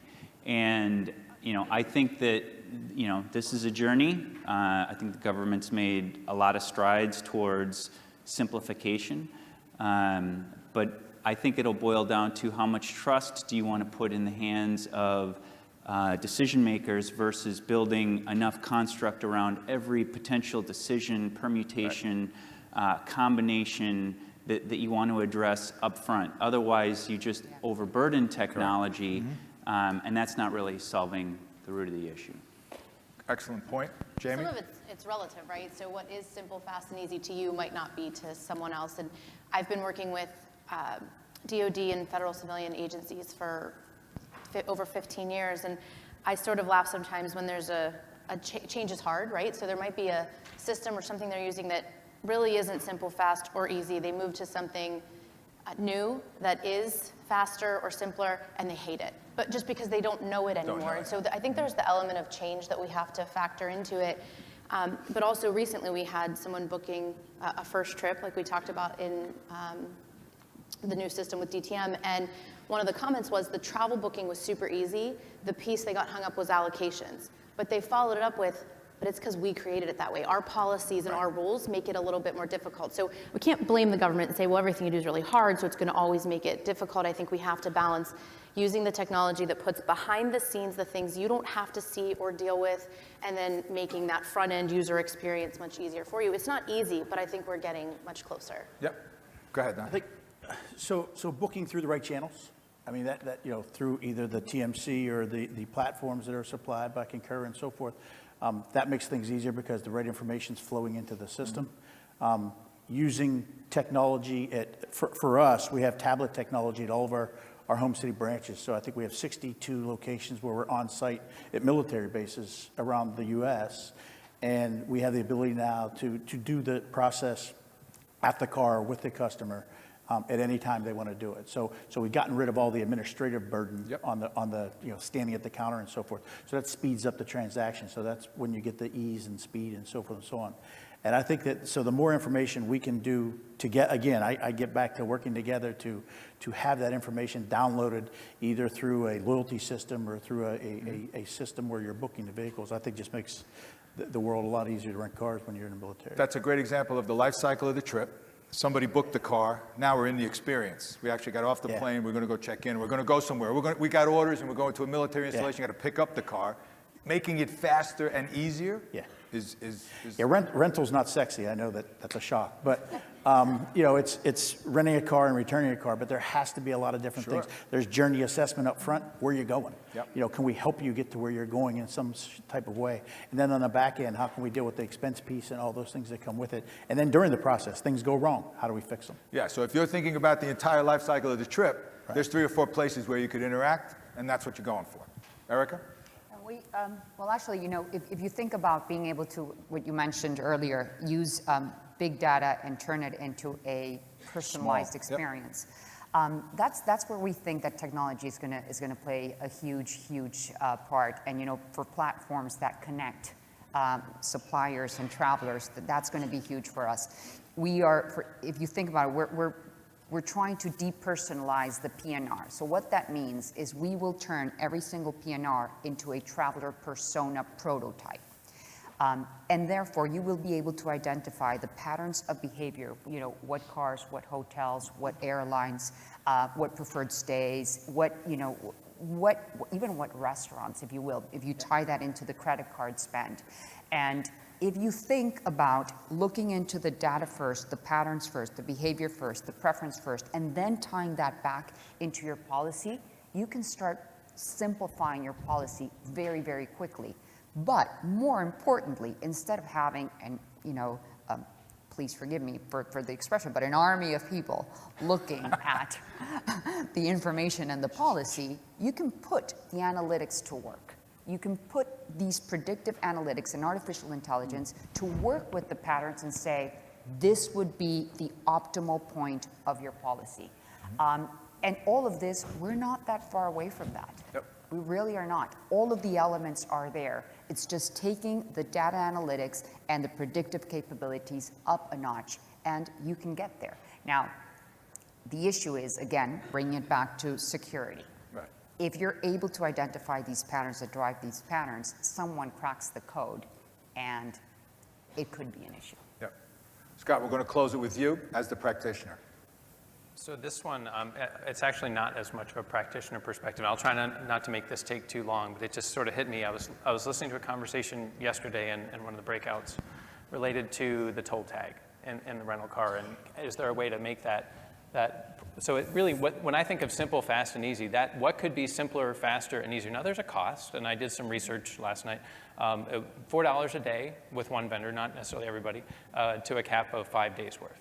Now, for our policy, that must be specifically approved by someone before you can make that simple, fast, easy decision. I think that it's an interesting, essentially our travel policy reflects our corporate culture. There are places where simple, fast, and easy is the corporate culture view of how they should do everything, and therefore their travel policy oftentimes will reflect that. Ours, we just are a little bit more bureaucratic in how we corporately approach, but that also reflects in the things we do. But at the same time, there is real money involved in here. You take this times 4 million travelers, and that's going to come at a cost. But then there's an HR side of that cost too. If I have to pull over and pull out a bunch of quarters because it doesn't even take dollar bills, you know, there's some really interesting challenges there. So just, it's a different perspective. Good point. But again, thinking through the entire life cycle of the trip. All right. Our last topic is called upselling. Upselling has become a major focus for suppliers. Would you like the bigger car today? Would you like the bigger seat on the airline? Would you like an upgraded room, right? It's part of the way suppliers, you know, make additional dollars. Matter of fact, Skiff suggested that this was one of the top trends of 2019, more upselling. So, should this trend be a concern to manage travel programs, or do the present controls that we have in place limit exposure? Okay? So I'm sure, please, thank you. I figured you'd be first up. You said the key words, managed travel experience. So if you have a policy and you're renting through the right system, the system's loaded with what, you know, it comes up on our system, what you can sell, what you can't sell, what you shouldn't even offer, and so forth and so on. So I believe that the more that is booked in the right paths, will take care of that all in itself. Now, there will be situations where you have 3 individuals come in and they had booked a compact car, and that just doesn't work for their trip because they're all bigger than me. And so, you know, there has to be that leeway as well, and offer, or however you want to put it. But from our standpoint, if it's in the right policy and going through the right channels, there is not an upselling issue. Jamie, you wanted to jump in, go ahead. Yeah, I think that's where the managed travel program comes into play, because a lot of times folks just don't know. Someone mentioned earlier, even if I travel 3 or 4 times a year, that's not what I do every day, right? So I'm not going to remember that I shouldn't buy insurance or that I need to sit in this type of fare. And you can't expect people to remember that or understand it, right? And so I think it's really about making sure we put the information out in a way that I understand, oh, I have this set of choices because it's within my policy and I don't need insurance, or I don't need to add these add-ons, but where I have some leeway to buy the additional services because I need them, I should certainly be allowed to do them when the situation warrants it. Okay, how about the situation where you book your trip and then the supplier reaches out, which happens very regularly, right? So every time I'm going to take a trip, the day before, or actually I will get an email 2 days before that says, prepare for your trip. Part of the prepare for my trip is always an offer to buy something, right? So as they market directly, okay, you're now in the program, you're in policy, but what happens next, right? I mean, is there the potential to, for something bad to happen, which, buy that upgraded seat, whatever. So how do we deal with the idea that, particularly the airlines do a really aggressive job with this, right? They've all created their basic economy class now, and then they all try to upsell you to that next cabin. And sometimes it is a policy thing where you say, yeah, you can do that. In many of the companies that I work with, the basic economy is out of policy. Yep. Show it, but don't let them book it because I know they're going to complain about it. All right, but the broader point is, what should we do when suppliers do go directly to your consumers?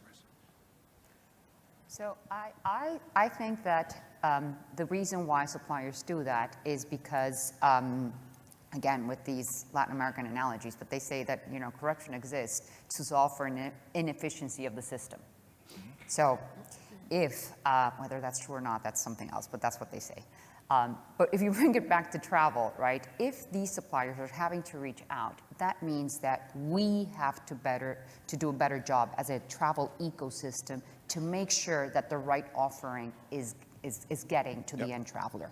Whether that is the airline, a car rental, hotel, even Uber, right? Uber starts to reach out to say, hey, I know you're going to be in the Alexandria area, we extra ride or extra discount. So if as an ecosystem we are able to provide a channel where those upselling capabilities take place and then incorporate them into our policy, that's a huge thing. And it's an area of opportunity also because it's also an improved experience for the end traveler, right? So again, bringing it back to the data, the patterns, the traveler, and being able to analyze the ecosystem of who uses our policy, we might want to define right off the bat that, by definition, these travelers get access to upsell capabilities, and then it's just orchestrating the fact that they can come through the system.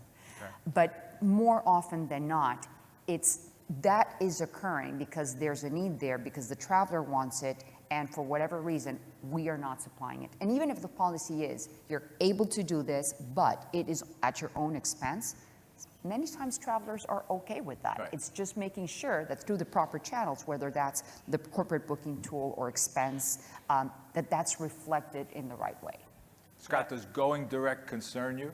I've not heard of this being a problem for our travelers. I'm sure they're comfortable with looking at that email, and if they're like me, it's just about when you're looking for where your hotel is because you forgot to check it before that. But even if there was an upsell in there, I don't think you're traveling for work, you know that this is essentially what you're doing it for. I don't think that's necessarily a challenge. I think the messaging, actually I want to commend the Travel Management Office on this, like for example, the DoD frequent rental program. Look, we just want a streamlined process where we don't hit that upsell, just get us to and out of the counter as quickly as possible. Where we can leverage our buying power to get those types of arrangements, I think the feedback from the travelers, yes, that's better. I like that better because that's faster, simpler, and easier for me. But I would just say that where they don't experience that, then there are feedback mechanisms where they can provide that either to, when you get that email afterwards from how did you like your flight? If I really wanted to tell you something, I can tell you something that way too. Got it. So Nick? I've got maybe a bit of a different point of view. I think the travel industry as a whole does an absolutely rotten job of understanding consumers as employees. I think they see consumers as consumers, but they have a really tough time differentiating Nick Vernakis, who works for CWT. So I get, I'm a frequent flyer on Delta thanks to my commute back and forth every week, and they see me as a highly valuable customer, but they don't see me as an employee of CWT. Right. And we, as a community, as a supplier community, it's incumbent upon us to work to connect those dots. And I just don't think we've done a very good job of that as a whole. So the idea of understanding it's not about the consumer at the end of the day, it's about this person as an employee. And that's a nuance that I think we're just beginning to understand. Right. Yeah, go ahead. I would just be, cautious of that, Nick, and I know where you're coming from, and I'm not a millennial, unfortunately, nor am I Generation Z, but, and therefore I would agree, corporation first, corporate. However, when you talk about the younger demographics, I mean, there's tons of information out there saying that, for example, U.S., full employment, great statistics. The people that are entering the workforce, they actually state that they will look at the travel benefits within the job as an employee as part of the benefits of choosing between one job or another. Mm-hmm. So while compliance, like I said, I've got the corporate hat on. My corporation says you can't do it, I'm off. Right. But that's not what's out there. And as you said, they're only getting younger, right? They actually do see, well, what benefits, how are you going to allow me to use my own personal travel benefits that I've acquired within the workforce? And, in coming back to the survey that we did in 2018 about the digital traveler, over 70% of younger employees said that they would prefer a job where they have to travel over 50% of the time. Prefer a job where they would have to travel 50% of the time. Right. That's huge. Yep. And to think that we're going to be able to reel them into, well, this is the corporation and that's it. They clearly view travel as a benefit, and the type of travel and how they travel will be very important to them. Correct. Okay. All right. Any final comments on this one? Don, go ahead. Employee opinion survey 1 year ago, for the first time ever, benefits were more important than pay. Wow. First time ever. Interesting. Okay. Benefits more important than pay. First time ever. You guys have a shitty pay packet? No, I'm kidding. I'm kidding. I had to wake them up a little bit. All right, here we go. We did our 5 topics. Now we're going to move into what I call closer to the truth. In this particular case, I'm going to provide 2 statements. And I'm going to ask my panel to tell us which one they believe is closer to the truth. I'm going to also involve all of you in here, so be ready for this one. So first one up is, I took these 2 close to home. I hope I didn't screw up here, but the Pentagon finally plans defense travel system reforms. I didn't say that. The word finally was in the headline from the Military Times. I took it straight out. Okay. The business travel prototype is expected within 2 years. New systems will simultaneously lower cost, reduce workflow complexity, decrease time and effort spent by everyone from the traveler to the authorized official in the reimbursement process. Okay? And then finally, the prototype must also meet the department's audit readiness requirements, improve customer sat, and align to commercial industry best practices. That's a pretty tall order, if I say so myself. All right, so which statement is closer to the truth? As technology continues to advance, companies like Google, Amazon, and other tech giants continue to invest in technology designed to enhance the user experience. Which statement is closer to the truth?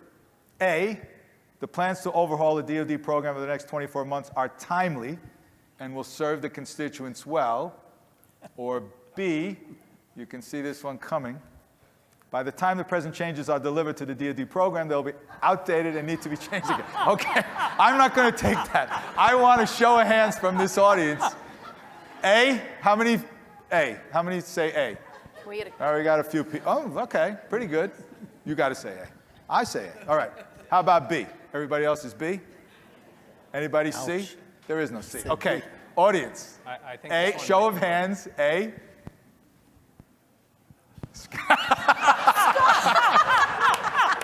I swear I didn't.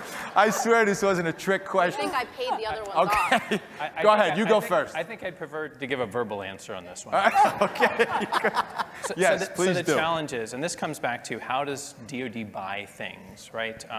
We prefer commercial items over products that we develop because we can get them to market faster, right? Absolutely. So if I want to give everybody in a unit a handheld radio, there's a process to get that bought and get it out there. But that radio is also going to be technologically outdated in 18 months or 30.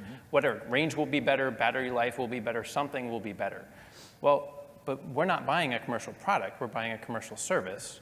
And part of what we're buying out of a commercial service is the evergreen nature of keeping up with where technology is headed. So yes, I'm in the A camp. Okay. Well, no, that makes perfect sense. It's perfectly rational because nothing stands still. I would say most of the platforms out there are outdated 6 months after, right? You know, if you look at Moore's Law, technology every 6 months, you know, the capacity doubles, right? So if you're not keeping pace, have a new user interface, doing something different, you will fall out of pace. All right, so why'd you say what you said, Jamie? You said A. I did. Okay.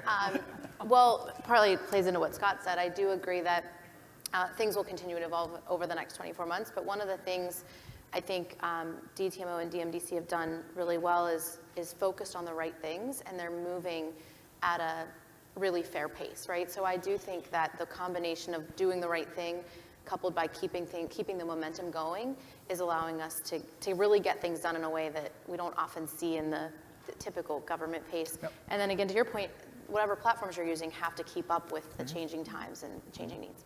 Don? That last piece was the piece that I was going to comment. I mean, obviously, everything has to be built in the right spec on day one, but the ability to keep up with the changes that come to our market, no matter if we see it today or if we don't see it coming and it comes anyway, is the key to building the process. So I think the program is fine when it comes out, but it has to keep evolving. Has to be iterative, Absolutely. constantly looking for Agile. constantly looking to adapt. Erica, anything to add? Yeah, no, just that I think a lot of work has been placed into the renovation of the system and partnering up with Concur. And, you know, Mr. Booth said it earlier, if customization can be avoided, right, then, yeah, they will be able to move faster. And I think that this thing about a legacy system that lasted 20 years is a thing of the past. I think that, you know, the innovation and the technology will just keep renewing it, and it will be done. Anything to add? Close us out on this one? Nothing to add, no. Okay, good. Let's go to our next one. Introducing American Forces Travel, Department of Defense and Priceline unveil a deeply discounted leisure travel site exclusive to U.S. military community. That just happened a month or so ago. Active members of the U.S. military, their families, certain disabled vets, the Defense Department civilian employees are eligible to use the site and take advantage of discounts of up to 60%. That's all good news. Department of Defense and various military branches are now marketing the site to the military. So there you go. Let's take our collective strength. You people not only travel for work, but now you're going to travel for leisure. Why not take advantage of some deals at Priceline? Okay, so which statement is then closer to the truth? The American Forces Travel site could open a Pandora's box as active military personnel get further exposed to the ease and options of a consumer travel site, or the American Forces Travel Initiative will have no negative impact on government travel because these people understand the difference between leisure and work travel. Show of hands. How many of you say A, Pandora's box? This is a little dangerous for us. Okay, rest of you are in the B camp. Rest of you have to take a leak like me. Okay, I didn't say that. Jamie, A or B? Can I get a C? You can get a C. Go ahead. Sure. Well, so I like B. One, You I like- think it's fantastic, right? We should be offering our U.S. military and the Deals. folks you mentioned. Absolutely. My one problem with B is just the no negative, right? It's so 100%. I feel like there's a little bit of room for negative impacts, but I'm more of a B. More to B, But but I there think- might be a little bit of A Yeah, I in mean, I there. think Little it risk. again goes back to education and awareness. I'm B as well, and it's all about education. I mean, you have to get out. Let 'em and- know what's out there. They got to know what's out there. Yep. Nick, I'm going to go down to you. A or B? Well, I think exposing the service members to high-quality commercial-grade tools is great. The only nuance is that a lot of service members tack on leisure travel To that's their connected to business their travel. Anyway. official travel, and that service cannot be met by a pure consumer tool. Got it. Scott? Well, I think we have this problem today. I think they travel on modern already solutions out today. there. The fact that they can get great deals or through this opportunity, I think it's a good example of how we can use our buying power. But this isn't really a new problem. No so big, no I'm big deal, definitely right? So in other words, they've already exposed to it in other places? All right, cool. Erica, anything to close us on this one? I think this was happening already. They just bundled Got it. All right, let's go to the videotape. We got questions from our audience. Go ahead, you knock I 'em. do, and this one's more of a comment, and it may be directly related to this particular Closer to the Truth. So let me read this. As the younger generation, quote unquote, I do not want to see my government travel in my social space. I'm not going to follow your Instagram page. All I want is to expedite the official travel process so it's over and I get reimbursed. Okay. Fair enough. Sounds like a very practical young lady or fella. At some point, when do we ask, as industry leaders, government reps, travelers, and most importantly taxpayers, how do we incentivize the traveler to efficiently use the government funds? I would like to see more time and effort put into principal agent modeling rather than chasing outdated technologies and platforms. Okay, that's a statement. Anybody disagree with that? That person running for office, they got a vote. 5 votes. All right, give me the next one. A couple questions that are kind of related to what I think may be related to your 2 tiers of industries. And something I noticed that was a commonality of all of them connect directly to a consumer. And in corporate travel and the government travel world, you've got the macro buyers that aren't necessarily the consumers. And so it's how do you get that? Where are you getting the feedback from in terms of how well this ecosystem's working? And so one of the questions within that space is there seems to always be a focus on improvements, innovations for the traveler. What improvements will be made for other users of the travel ecosystem, such as the approvers, the admin staff, the financial staff? That's a great question. Go ahead. We certainly have that part. You saw it in the, Yes, the in announcement. your initiative. Part of our mission is to really save everyone's time through the process, because that time is then valuable time you can spend on other tasks that are, that all supports the mission, but you can be more effective in what you do with that more time. So absolutely, that's part of the workflow that we've envisioned for the new tool, and for the financial side as well. Yes. Yep, and Jamie, I'm assuming you got that at the same thing, right? Because you got the whole workflow with approval, from cradle to grave. You've also got to deal with everybody else who's involved. That's right. Support, right? We talk at Concur, the best support case is the one never written, right? So it's the same thing around the administrators, lead DTAs, those folks. We need to look at the entire process, making the configurations to manage more easily than they have today. So certainly there's time savings and improved user experience to create along the entire workflow. Yep, Don? Yeah, same thing. I mean, we the least amount of times we have to touch something, The better off. the better off we are. All right. Yeah, and I would say just at a macro level, when you talk about the concepts, it doesn't matter if you're talking about a traveler, a travel arranger, a travel approver, somebody in accounts payable. You're trying to make it fast, easy, simple, intuitive, personal to all of them, right? That's just a general concept. These companies have reached out and done a really good job of influencing the way people think and work and act. So, Tony, Okay. I have a question. Me Yes. right here. Sorry, I didn't want to intrude. No. But I have a question. do it. Erica, you kicked off wonderfully talking about predictive analytics. It's something that we've heard for quite some time, and especially with the trends of our traveler. Anything that the panel can share of some things that their disciplines are deploying, talking about predictive analytics? We've used big strokes here. And then 2, Erica, you talked about IBM, the Watson division. Another thing we struggle with is the compliance. There's a lot of noise on these travel sites. Do you feel that that's something we will see deployed in 2020, maybe even sooner? All right, first question first is predictive analytics. Who's got an example, anything you're doing? There we go, we got a couple. So Nick, go ahead. So maybe not specific to the government market, if only because the City Pair program is so tightly packed.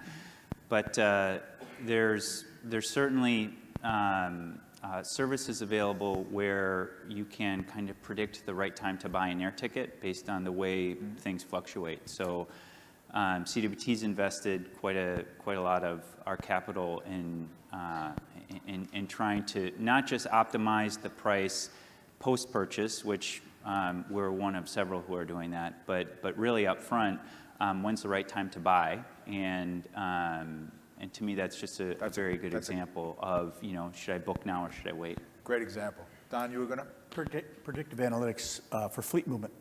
We got 2 million vehicles. They need to be in the right place at the right time, and we use different types of predictive analytics to make sure that happens. More cars early February in Atlanta, Yeah. Super Bowl, right? Whatever it is. Sure. Okay. Anything more closer to home? Because I have one example I'll give my company. Go ahead. Hurricanes. Natural disasters. Yep. Fires. We've been able to maneuver vehicles. I mean, obviously, it's coming if the weather forecast is typically right when it comes to a hurricane. You get vehicles in place. We placed 20,000 vehicles in Houston when they had their most recent hurricane and before the hurricane happened. Yeah, so you're using predictive analytics to inform an experience where you're kind of avoiding something or potentially dealing with something. Yeah, good examples. I'll give you one from our company. My company, Serco, small online booking tool company in Australia and New Zealand. We do 2 things leveraging predictive analytics. The first page of our search will leverage the last 3 searches, the last 5 searches you did. And we don't actually make you fill in a box. We ask you a question, where are you going? So that's the first thing we do. That's a little different. We say, where are you going? If you've gone to the same place 3 weeks in a row, we'll actually say, are you going back to Boston? Because you've been there 3 times in a row. The other thing we do is on the response page, you can sort the search in a list view, in a grid view, in a suggested view. If you do that 2 times in a row, you edit the search to a particular way, we will edit it for you the 3rd time, right? So we're starting to adapt to your use of the tool. So very small instances of where we're using AI or predictive analytics to change the experience. Okay, another question from our audience?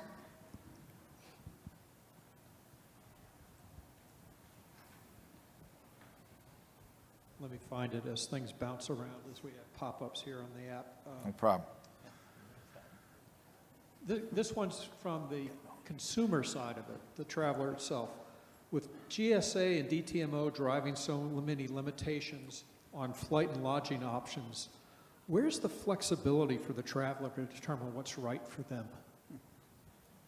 Okay, so with so many options out there, how do you narrow it down? Again, how do you make it personal? What's appropriate to them? What are you guys doing in that area? Scott? I think the first thing is, at least from a tool perspective, to show them as many things that you can that are in the realm of this is what's possible for you and allow them to make educated decisions. And then the next piece of it is making sure that whether it's the supervisor or someone else who is an approver, that there's someone in that chain who has the ability to give them empowered to give them permission to do a particular thing, if it's different, which is how our process works. Where possible, I think we'd be glad to have them even use more flexibility as long as there's a lower dollar threshold. This is one of the initiatives that we started probably 2 years ago. If it's under a certain amount, maybe the traveler can just be the decider on a particular thing, but we still have some processes to work out before that becomes reality. So Nick, would you work towards saying all of these options are okay? Now you can pick whatever you want. Is that kind of where you would suggest it go? Yeah, I think search can be, the return from a search can be improved pretty dramatically. I think there's a lot of instances of like traveler FOMO, right? There's something better out there I can go find. I just need to invest 4.5 hours of my time to do so. But there's nobody up here who's not working to aggregate as much of that stuff as possible. Not just the private stuff, the city pair program, FedRooms, the integrated lodging program, but public rates as well. So there's nothing stopping us as an industry saying, hey, here's the best program rate that we found, but here are comparable public rates, assuming that those then start meeting some of the thresholds, and then whatever trade-offs might be associated some of those. So But filter out all the noise, put them in a bucket. Don't narrowly say you have to take this. Here's 6 options that would work. You figure it out. Okay, good. Anybody else? Anything to add here? This is something I know with GSA, we've gone back and forth on this for years because we do have sort of green, yellow, red indicators. This is your set of choices.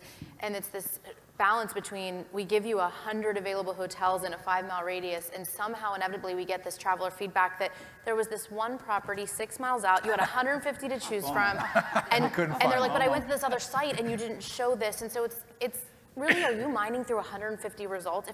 If I give you 20 or 30 flight hotel, that I don't know if you have that too, but we're trying to find what's that right amount of choice before it's overload, but ensuring that it follows cost and security policy. It's FEMA-approved hotels or in the FedRooms program.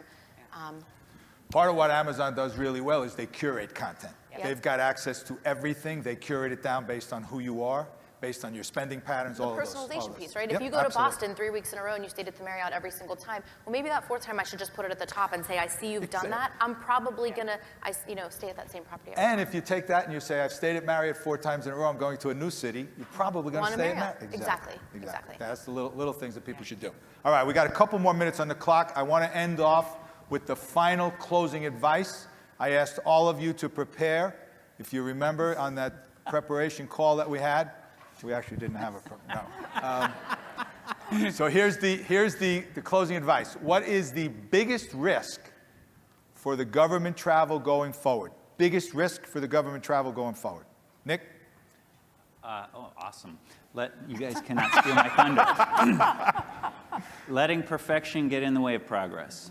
Imperfection? Okay. Letting perfection Yep. get in the way of progress. And I think we heard on the floor this morning that We're not gonna do that. we're going to charge forward, and it won't necessarily be perfect, but it will be better.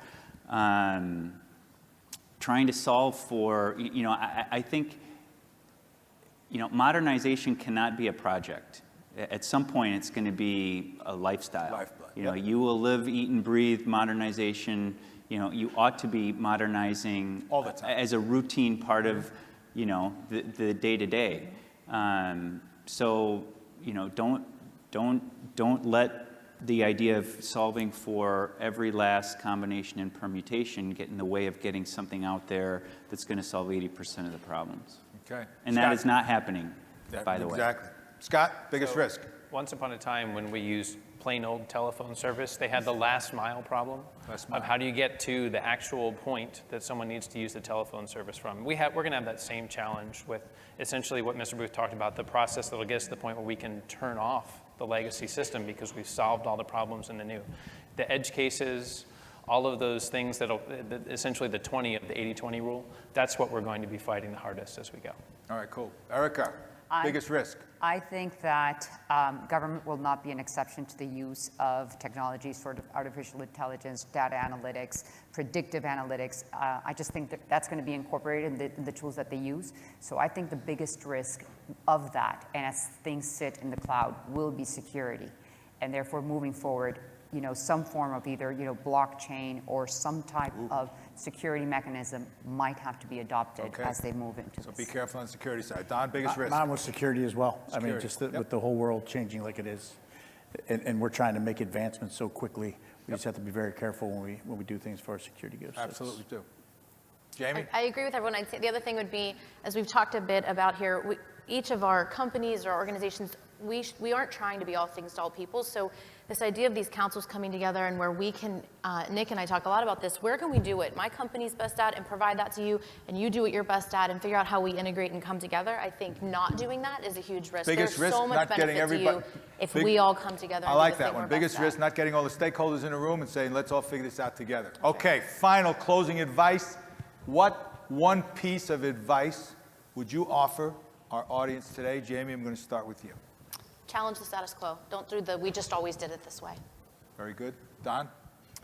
Her last answer was my question. No, that's okay. In regards to, we got to work together. And I think that if we're much stronger together than we are apart. Get everybody in the room. Erica, piece of advice? Use technology to make the new come in compliance with the old. Use technology bridge the gap. Use Got it. technology, yeah. Yep. Bridge the gap. Scott? I would just say make sure that we hear your voice because we're very focused on what we're doing from a prototype perspective. This is speaking as the program manager for this effort. There are lots of people here who would be glad to hear what you have to say. We also want to hear what you have to say, but we don't want to miss something. Obviously, we want to move out smartly and not be afraid of missing out either, but definitely we want to hear the voices. Hear the Hear voice. the stakeholders. Talk up. Don't be shy. There you go. Round of applause. Like. Uh-oh, who was And Nick, close us down. Piece of advice. Trust your employees. Trust your employees. Trust your All right. employees. I love it. They want to do the right thing. Trust your Speaking of employees. trust, why don't we lay our trust in these subject matter experts? How about a round of applause, everybody? Thank you all. Great job. Andy, over to you. Thank you, my friend.